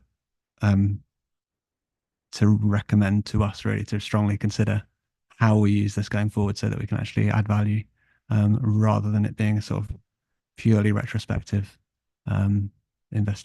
investigatory tool. So with that in mind, I'm not seeing any further requests to speak in the debate, and it is 10 o'clock now. So let's move to the vote. So have I already read yes, I already read the recommendation, didn't I? So we are voting on the recommendation as written, because there's not been any amendments. So I'll get to that. Thank you.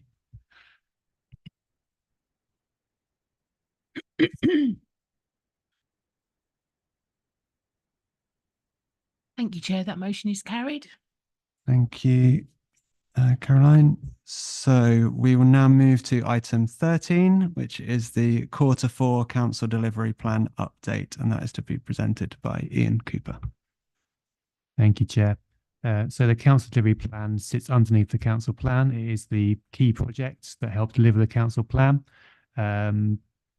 Members who are around at the end of last year will be aware that we are looking at refreshing substantially the council delivery plan for the coming year, either the year we're now in, this is looking backwards, to have a far fewer number of projects on there. That being so that the committee and cabinets, this committee and cabinet can focus on those that really are key projects. So on that base, I'm not planning on going through the number of projects in there. There are 27 of them, I think now, which is too many to go through. So it does set out the milestones during the year and the progress against those, and therefore rates each project against those on that basis. I'm not going to go through the appendix as far as it's detail there, but we'll answer any questions as best I can on those. And then recommendation 2.2 is one specifically for overview and scrutiny around you get these reports quarterly, and obviously bearing in mind that reduced number, and please look at the report from March for those that will form part of the plan for the coming year. Any projects you do want to see more information on, then we'll happily include that in future reports. Just let us know which ones you're interested in. We can sort of talk to the sorry, relevant service manager to get that more detail. And the other aspect to think about on that basis is that the things that have sort of dropped off the council delivery plan, you can also ask questions on that basis as well. So things that haven't gone away completely, they're still on service plans. So the committee can also seek more information on those things that have dropped off as well. They will still be happening in the background. They're just not seen as priorities in relation to the council plan delivery. Thank you, Ian. So again, does anybody have any questions before we move to the recommendation on this? Councillor Dennis? Yes, just two tiny points. I think there's a couple of places when I was reading the papers, I think that the latest updates were drafted some time ago, and the snapshots that we're getting are not necessarily the most up to date. I'm not going to ask you to give us every single one of the projects updated. It's just more a point to note for future reports. And then the other tiny ask is I'm going to assume that the Charnwood item, when that eventually does go to cabinet, is obviously going to come via the scrutiny process first, given the scale and risk of that project. A legitimate question, though, is on page 59 around the empty homes strategy and the recruitment of an officer to support the work on that. Have we got a contingency in the event that we're unable to recruit to fill that role, or has that role now been filled? I don't think that role has now been filled, but I can check on that. Environmental health team are struggling with recruitment, and they are, I guess, prioritizing their core work. And obviously this is a very good add-on onto that, but not the core work. So I will get the question answered by the service director and service manager for that area to sort of get a bit more detail on that. But I think that's where we are at the moment on that one. Thank you. I have a question, just maybe for Mel, in relation to 2.2. If during the debate we determine that we want any project in particular to have more detail as part of the next monitoring report, do we need to make a resolution on that or recommendation on that? Sorry, I know you were typing at the time. But, sorry, can you repeat? Yeah, sure. So as part of 2.2, it says determine any project that we want to receive more detail on as part of the next monitoring report. Do we need to, if we decide that there are any, do we need to make that recommendation specifically to request more detail on them, or can that just be taken as part of the minutes? Or yeah, I think that can be taken as part of minutes, and obviously as part of your work program, you of can course, incorporate that within your work program report. Yeah. Okay. Councillor Albert. Only just really pick up Councillor Dennis's point. I mean, I'm not sure as of right Charnwood would necessarily come via scrutiny, but I mean, I was very much happy to take that that point away and discuss with obviously with Mr. Cooper and obviously with Steve Crowley as the service director for that area to make sure that there is some form of report comes here. But yeah, very happy to take that away as a thought, and obviously can work with you and the scrutiny officer around that.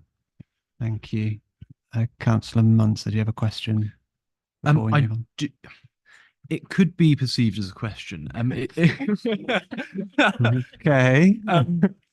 I'm just looking at sort of 8.6 in the report, and it's projects for 24-25 that we want to be on the delivery plan. I'm just wondering, is there a provision for us to include, forgive me, the waste depots and the master planning document? Because obviously the waste depots relates to the waste contract. It's important that we're aware and abreast of what's going on with respect to that, and master planning as well. I know that there are a number of applications of which are going to be or planning applications which have been approved, which are going to be developed, and I'm thinking, of course, with the developments of Codicot in mind, which I think it would be good to have that oversight of the master planning strategy as well.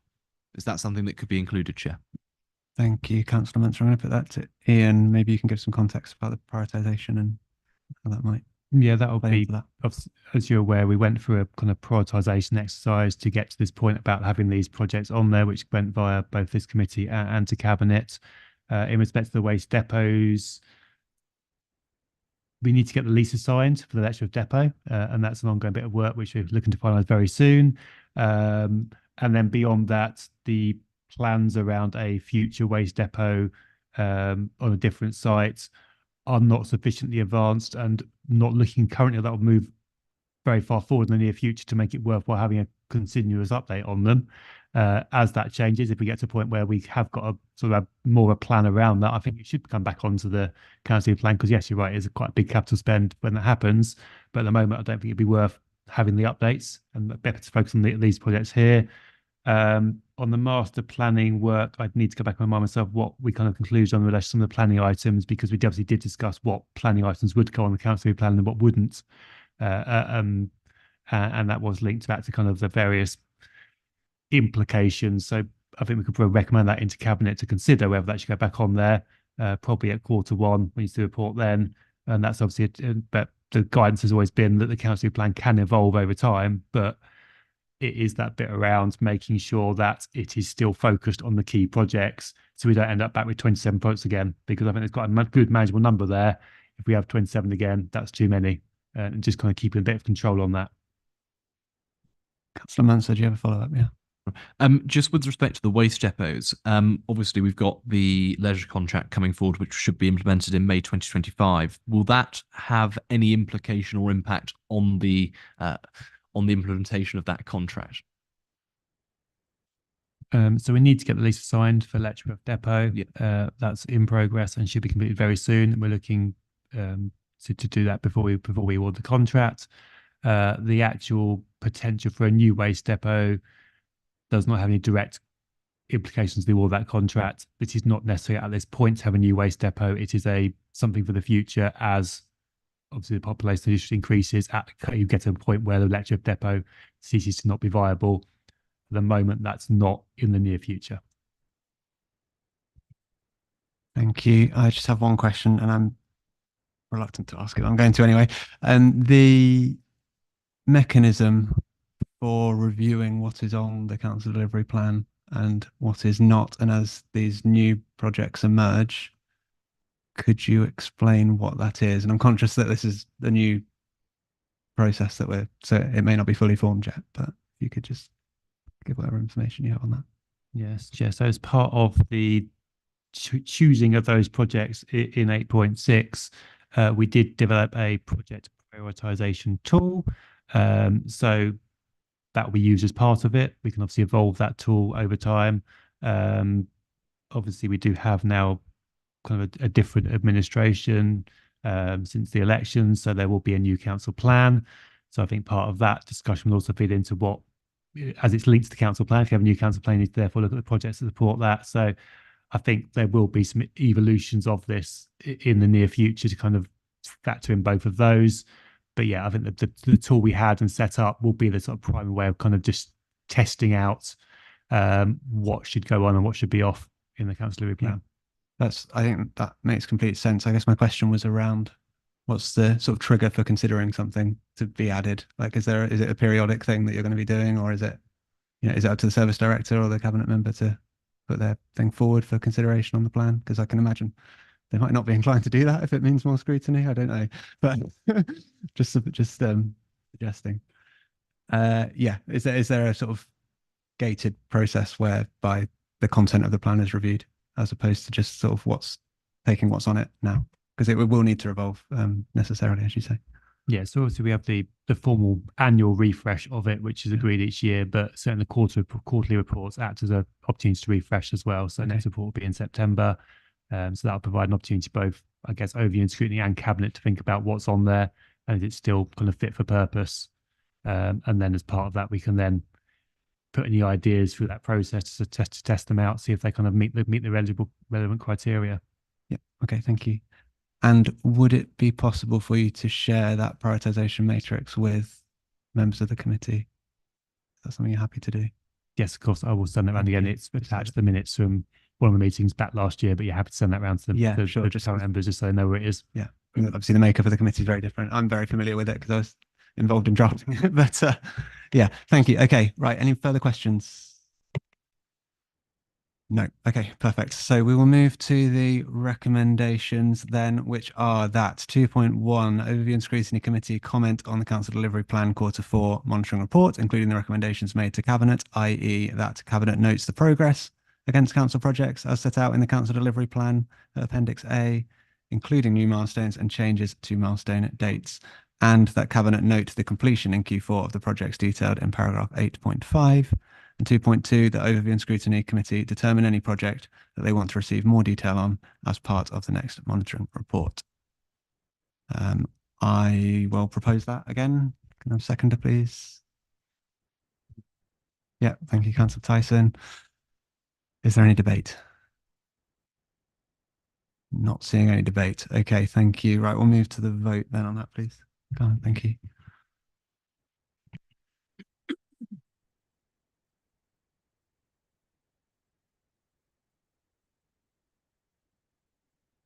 That motion has been carried, Chair. Thank you.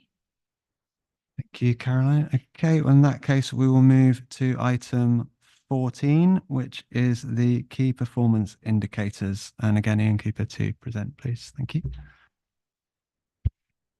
Thank you, Chair. So this again is part of an evolution about how we do things. And this is, of course, coming towards the end of that process and sort of setting that up for the coming year. So historically, we used to measure a whole range of performance indicators, and over time they kind of lost focus on what they were trying to tell us as kind of a story. As part of the creation of the council plan, we then started looking at the specific performance indicators that linked to those projects. That went too far the other way. There weren't enough indicators that told them enough the story about how the council overall was performing. So this is trying to get us to the right place, and it's setting out some ideas of some kind of key indicators we can look at and measure across a wide range of areas to hopefully give both this committee in terms of supporting cabinet and cabinet itself that view of the council and how it's performing, and I guess looking out for any early warnings, maybe problems that may be arising. The key concept is around things that are measurable but meaningful, and having targets that are also meaningful as well. So they are targets that give an indication about performance. So green is good, amber is start to get worried about it, and red is we need to be really worried about it. The target's not there to be, I guess, little bit aspirational for the green level indicators, but not so aspirational and not never going to be achieved, because that's not going to help kind of in that monitoring space. So 8.3 sets out the various indicators we're looking at creating.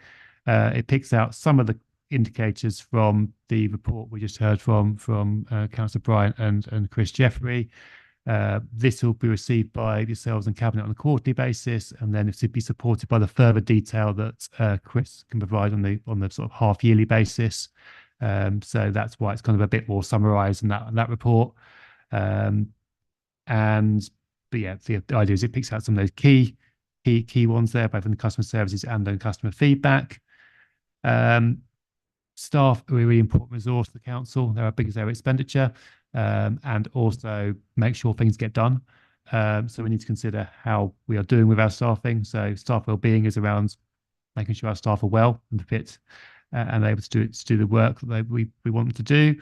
And then recruitment retention, we have issues with being able to recruit to our certain key roles in particular, and then keeping people in those roles. So a couple of indicators there to kind of keep an eye on that and to try and improve in that area. We currently have two overarching risks in relation to both financial sustainability and environmental sustainability. So some measures there to pick up some of those. Obviously, we appreciate that Finance Audit and Risk Committee will have more detail on financial sustainability, but just to give an indication, just at our headline level, both to this committee and cabinet on those. And then we go into some of the sort of our key service areas where it's possible and meaningful to measure indicators. It doesn't cover every single service area we've got because actually there's no meaningful indicators for a lot of them, but these ones are the ones we think actually have some meaning to them, and we set out some of those there with relevant targets. So the proposal is we sort of adopt these, see how it goes. We can add new ones, we can take some away. It's an evolving piece, but if we adopt something, we can start to do the monitoring and then see how performance evolves over the year and keep an eye on what's going on. Thank you. Does anyone have any questions? Councillor Wright. Thank you, Chair. I was just going to ask Ian whether you thought about some qualitative indicators as well as quantitative. And so I'm thinking of things like resident surveys, outcomes of focus groups, other community engagements. And I know such indicators can be subjective and less reliable, but I think sometimes they can give some context and deeper insight into why there are trends that sometimes can be missing from financial analysis. So I think sometimes having both sets of indicators can give a kind of a more nuanced and comprehensive picture. So I was just wondering whether you'd thought of that. I mean, I'm reluctant to give officers more work, but perhaps if it's something that could be thought about in the future as this piece of work evolves. Yeah, so where we're actually doing resident surveys already, which aren't on a quarterly basis. So when it's appropriate to feed those measures in, we can feed them into these reports, but obviously they're not the same frequency as what we're looking at here. So as and when, yes, I think it will help to add some context from that perspective. Also note that we have added under the staff section about staff surveys, so adding those in as well. So yes, I think they are valuable, but not quite the same frequency. So therefore we'll add them in as and when they kind of fit in with the reporting. Thank you. Are there any further questions? Councillor Claydon, yeah. Thank you, Chair. I'm just, I mean, I guess with all target setting of any kind, there's always a degree of arbitrariness to how you decide where the boundaries should lie.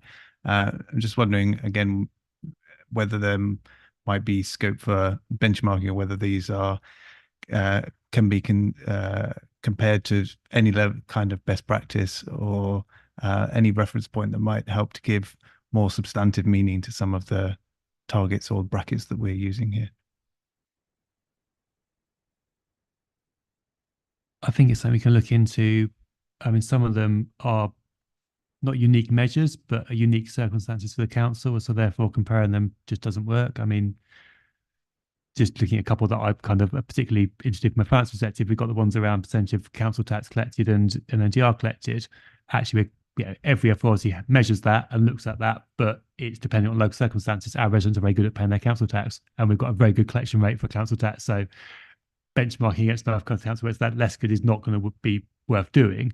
But there are ones on there, I guess, where we could look at how we're doing on them. So I mean, Chris mentioned the 3 Cs and the measures around there. He's doing some benchmarking there, so we can sort of do that as a sense check.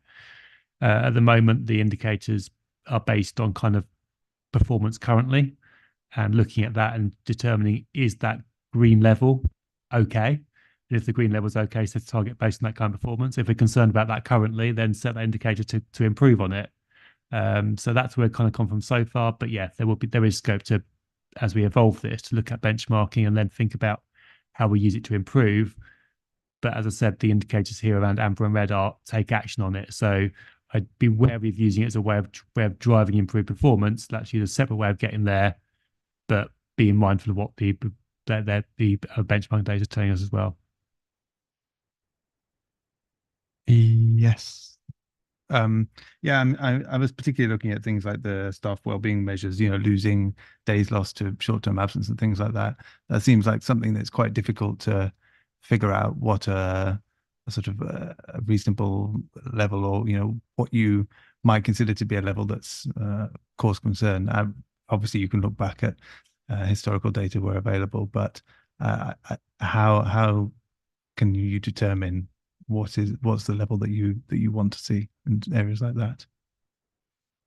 Yeah, I mean, that is now we do some benchmarking, so yeah, we can look more into that. But yeah, for a long time, short-term absence used to be at 3.5 days. We used to achieve that year in, year out. There has been a trend that has gone up across many organisations. So that's why I've set kind of target around that level, to kind of try and stay at that 4 to 4.5 day mark. It'd be nice to get back down towards 3.5 days again. So yeah, I think that's something we can look at benchmarking over time, see if the trend does come back down again, and set a target based on that. Long-term absence is more difficult because that tends to be sort of illnesses and things like that, and you can't really control that at all. Short-term is obviously a bit you can't control it, but in the right situation, people tend to get either ill or less ill if you kind of put the factors in place to support them. But long-term absences around sort of those major illnesses and the impacts of those. So having a target there is not appropriate, but we can look again at how that's comparing to organisations, but not having a target there. Thank you. And Councillor Winchester. Thank you. I like these KPIs, but they do seem to me to be sort of hanging in space a little. I'm used to seeing KPIs presented against strategic objectives.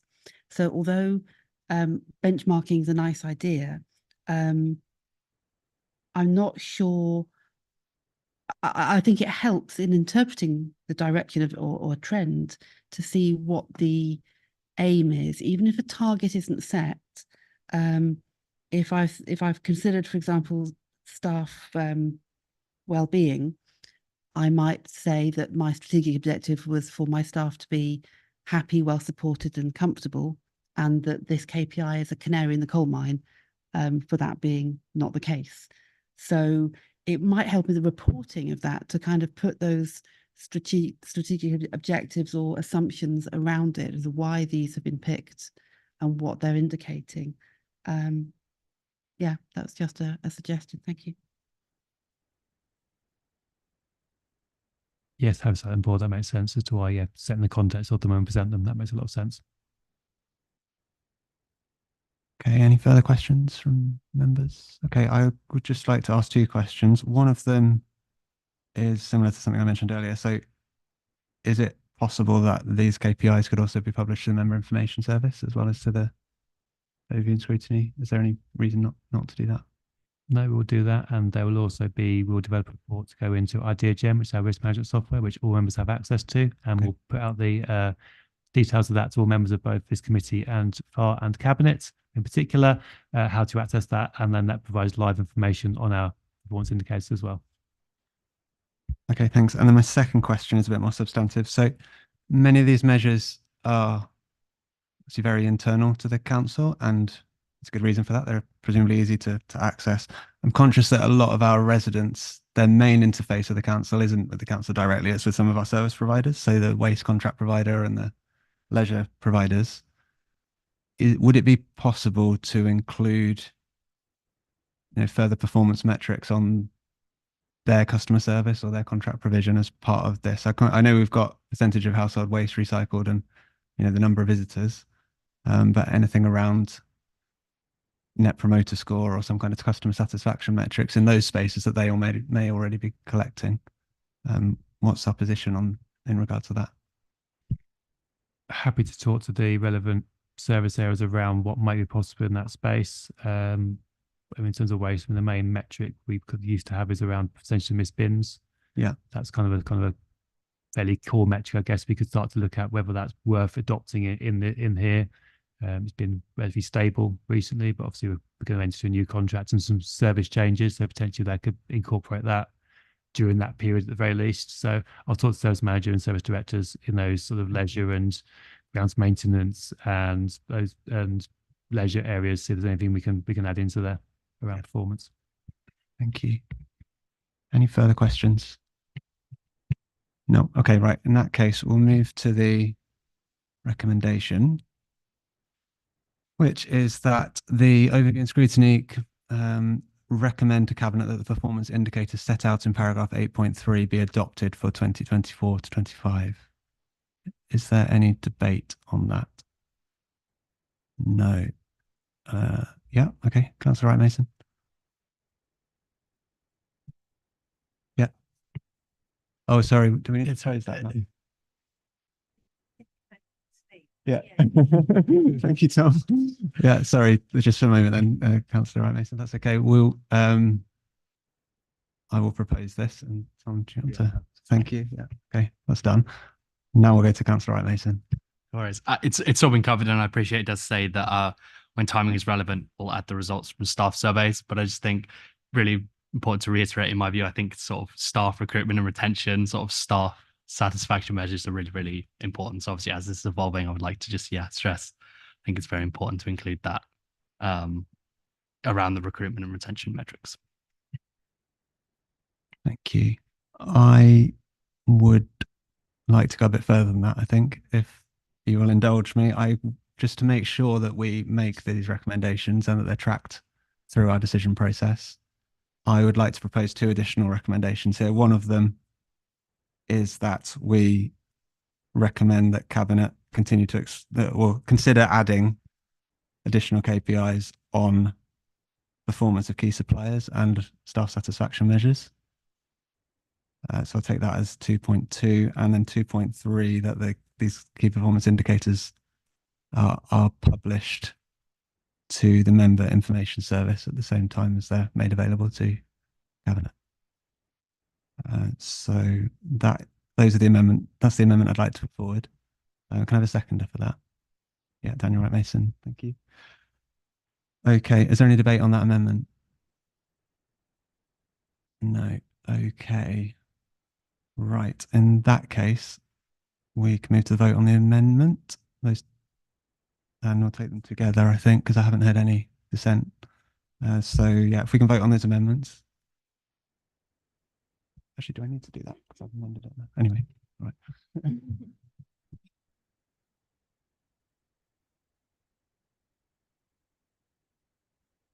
That motion has been carried, Chair. Thank you. So is that the substantive motion? Because did I accept my own amendment first? I accepted an amendment to my own proposal. You proposed and seconded the original, and Yeah. then you also proposed an amendment that was seconded by somebody else. Yeah. So yes, you did. So yes, it now becomes a substantive motion, yes, which you've already proposed and has been seconded. Yes. Okay. So the vote that we just took was that. I mean, I said it was on the amendment, so maybe we should do another one. I think unless anybody has any objections, I think you all understood you were voting on the amendment. Yeah. And that is what was taken. So yes, Chair, let's go. Let's talk on the substantive motion. Thank you. Okay. Is there any debate on the substantive motion? I see Councillor Muntzer yawning very. Sorry, I didn't. Sorry. It is very late. It is very late. Sorry, I didn't mean to embarrass you. That was very unprofessional of me. I'm sorry. Right. But yeah, that's a good yardstick. So let's vote on the amended recommendations. Thank you. In full. Thank you.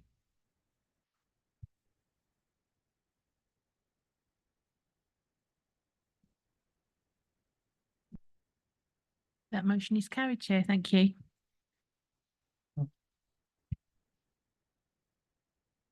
Okay. Right. Thank you. And thank you to Ian Cooper and Councillor Albert for sticking around for that.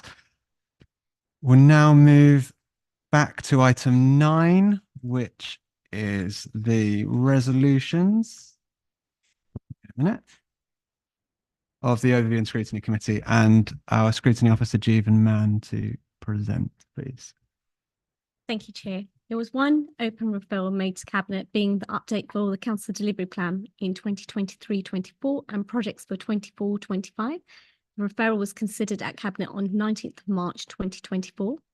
Comments from the committee on this item were considered by Cabinet and approved as recommended.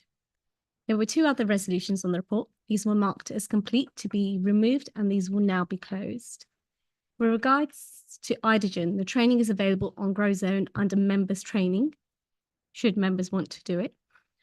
Going forward, we'll be utilising an alternative resolutions tracker from the new year in September to enable us to keep a full record of resolutions in one place, but we will continue to present only open resolutions as part of this item. Thank you, Chair. Thank you. Are there any questions on this report or any of the, I can't see any. I'm struggling to find the report in the reports pack. Page 13. That's on the, okay. So is there any recommendation here? No, it's just to note it. Okay, fine. Yeah, so nobody has any comments or questions. It says here that there is a recommendation that the content be noted. Yeah, okay, fine. I propose that we note the report then. Do I have a seconder? Fine, thank you, Tom. Yeah, Councillor Tyson. Okay, and any debate? No. Okay, thank you. So we'll go to vote on that. Thanks.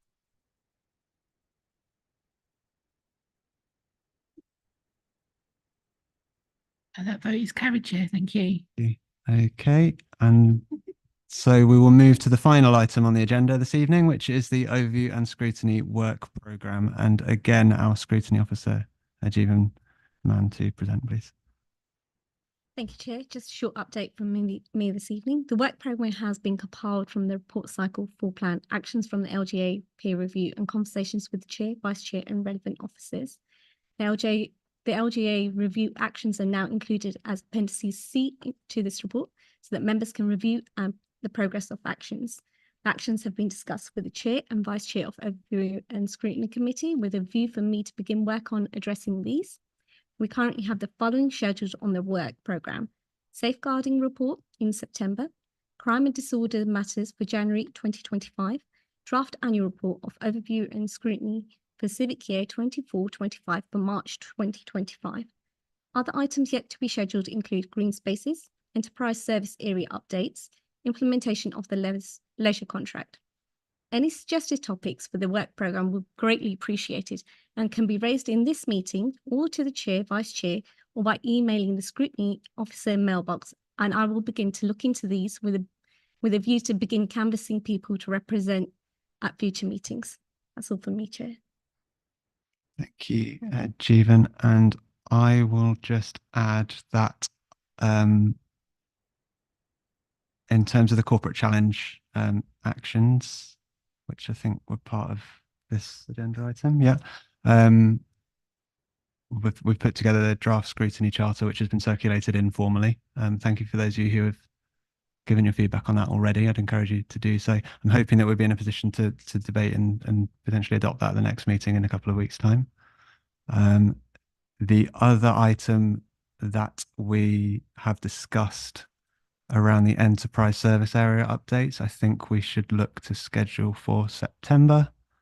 And the further discussion, which I've been involved in outside of the meeting, is to do with a task and finish group around the waste contract mobilisation and the risks involved in that, taking a look at basically the readiness for that of the council. And I think I'm not suggesting that we start that now because there's many reasons for that not being a very good idea right now, but to look to start that and commence that in September, and to define the scope of that in advance of that September meeting. So those are just some ideas as part of an extension of the presentation of that report. There's obviously lots of other ideas that I'm sure you have. And I will, go to questions and comments now. So Councillor Munzer. Thank you, and thank you, Chair. Obviously, for you and I have obviously had discussions regarding the task and finish groups. Obviously, this is going to be one of the most significant and substantial contracts that this council is going to enter into. It's obviously going to have a significant impact on our residents. It's important that we get this right. So might I suggest that obviously we have the extraordinary overview and scrutiny meeting on the 2nd of July to deal with the issues relating to the waste contract. Might I suggest that we have a task and finish group of which is set up over the summer at some stage, reporting back to this committee at the meeting on the 12th of November with their findings on the readiness. And then, of course, that gives officers a significant amount of time, 4 months, in order to address those concerns. And it then may be a good idea for officers to then come back at the March 2025 meeting, forgive me, that might be something which needs to be amended, to effectively ensure that we are able to have a smooth through train and that there won't be any issues as to sort of delaying of the implementation, and then sort of ensuring that there won't be any issues with residents seeing that delay. Might I also add that the local plan review, that this committee at some stage receives an update as to the progress of which has been made on that, because that will obviously have quite a substantial impact on a number of our communities, particularly our rural communities, including the ones that I represent. And I certainly think that members of this committee and members of council on a wider basis would be quite interested as to the status of that. Thank you, Councillor Manser. Did you want to speak on that? Just with regards to task to finish groups, historically, not many members have come forward with these, and that's why they haven't gone ahead. Can we ask for members to be involved, or otherwise it won't be done?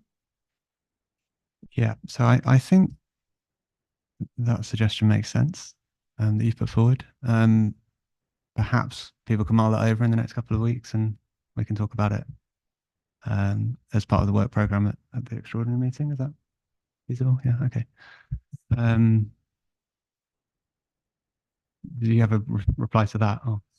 Could I ask our scrutiny officer, because I'm aware obviously that there are a number of new members of this committee, to explain how a task and finish group works and the commitment required for that to ensure that members are able to make an informed decision? At the initial stage, it will be a scoping piece which myself will put together and present to you for recommend for you to consider taking forward. After that, I think it's about 2 to 3. Well, we try to keep it as self-contained as possible, 3 to 4 sessions, time constrained, so that they don't go. It's not a lengthy piece of work where possible, but we can give further guidance offline if members would like. Yeah, so I'm just going to comment as well. My concern with the timeline that I can see why you've put that timeline in place. My concern is that to start it at the next meeting suggests that we need to agree what the scope of it is going to be at that meeting in 2 weeks' time, and who's going to be, like, agreeing who's going to be part of it is not so much of a problem, but I don't think it's achievable for officers to produce that at the moment in preparation for the general election. I also don't think that, frankly, members are going to be spending a lot of their energy on doing that, and therefore the results of that task and finish group, if we were to follow that timeline, might be compromised. So yeah, just and Chair, obviously summer might not be a great time to be having your meetings, because generally we try not to hold meetings over the summer, it being the summer recess. So it's just a case of careful consideration needs to be put together to focus what you want your terms of reference to be, so they're not wide ranging and they deal with what you want to, but also just thinking of an achievable timeline as well. So I think, given that, and I say I can see the intent that we want to get on with this, right? But equally at the same time, I think if we can look to work over the summer to put together the terms of reference, we'll bring that to the September meeting, and then we can run it from September through to January, perhaps. That's a suggestion. Councillor Dennis, I'm going to come to you now. Yes, thank you. Thank you very much, Chair. I shall be brief because I don't think that redesigning a work programme at this time of night in committee is necessarily going to be of great assistance. But I think one thing that strikes me is we've not necessarily identified a large number of items to be scheduled, which is no bad thing actually, given that things are likely to pop up in year. So having that space is quite beneficial on this programme. However, in a previous iteration, this committee invited not just the service directors, but the executive members into it to discuss what their priorities were in their area, identify those things that they're working on, and also be held to account and answer questions on their portfolio. And as I'm sure colleagues are aware from the council delivery plan, it really does strike me that there are a number of things sitting on that delivery plan that relate back to, say, for example, the enterprise portfolio, would be really helpful, not just to have Mr. Crowley present to answer the questions, but to hear what our exec members have to say on those. So my suggestion to be agreed would be if the scrutiny officer and yourself and the vice chair could look at our exec members and schedule in regular presentations, perhaps also learning from the past with a clear instruction to portfolio holders, please avoid death by PowerPoint, because that's not necessarily helpful to the committee and our work. Thank you, Councillor Dennis. Councillor Tyson. Just a brief comment on that very specific suggestion about scrutiny of the implementation of the waste contract, just to remind members that this is a shared contract between two authorities, which of course would bring with it a level of complication in terms of scrutiny and potential opportunity for collaboration maybe. But I mean, either you're going to extend the scope of the questioning to both authorities, or you're restricted in what you can do or implement or suggest by way of change to a very limited North Herts specific range of aspects of the contract. That was just a word about how we might conceive of progress in that. Yeah, okay, thank you, Councillor Tyson. Are there any further questions or comments? And I should say, of course, as I've already mentioned by email, we don't have to decide all this tonight. As Councillor Dennis has pointed out, this is an ongoing process, so we'll put the work programme together. Yeah, Councillor Prescott. Could I just ask a quick question on that point that Councillor Tyson made? If it's a shared service, presumably East Herts are going to be scrutinising it as well. Yeah. Is there no potential for some crosstalk between the two authorities at the scrutiny level? It's difficult. I mean, the crosstalk is obviously ongoing with the project board involving officers and members from both authorities. They'll be presenting identical reports on potentially the same evening to be scrutinised by us. And the hope would be that the reports are robust enough to withstand our scrutiny, and that we would therefore be recommending the same results in both cases. But in answer to your question, I don't know of a liaison between the two overview and scrutiny committees, no. To share the reports backwards and forwards between the two of us. Because you're right, they're probably going to be saying the same things at the same time. It is the same report.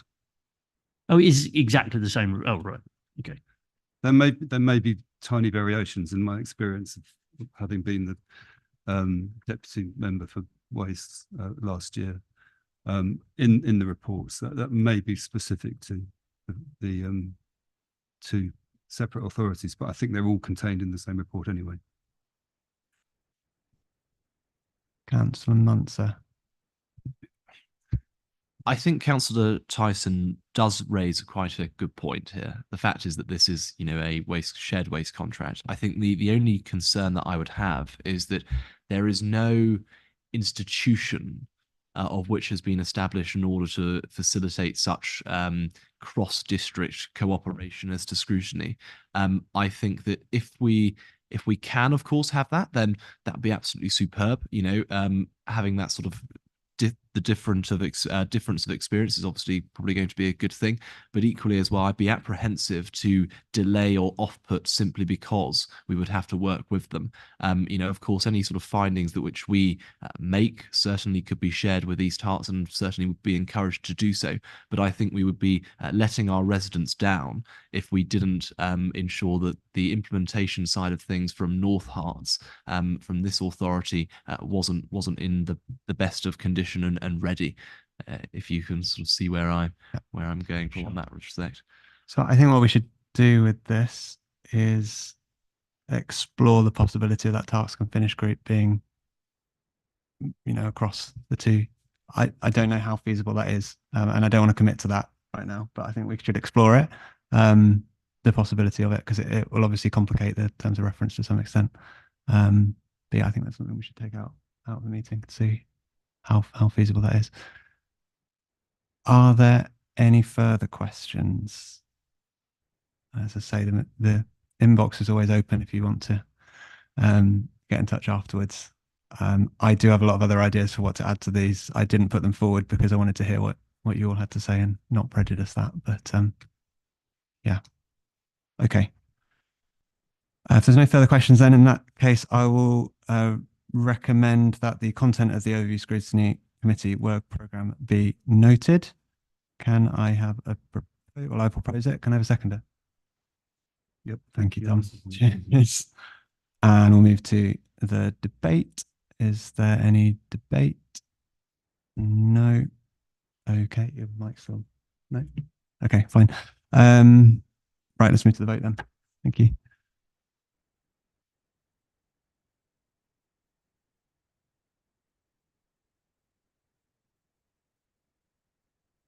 That motion is carried, Chair. Thank you. Thank you. In that case, just before I close the meeting, I'll do two things. I want to extend my sincere apologies to Councillor Munster for the commentary earlier on. Very unprofessional. But I would also like to say thank you very much to everybody who's contributed to the discussion and debate this evening. I think it sets us up very well for the next year if we can continue in this vein. So thanks very much. And yeah, the next meeting, I should mention, of the Overview and Scrutiny Committee is scheduled for Tuesday, the 2nd of July at 7:30. And with that, I will close the meeting. So thank you very much, everybody.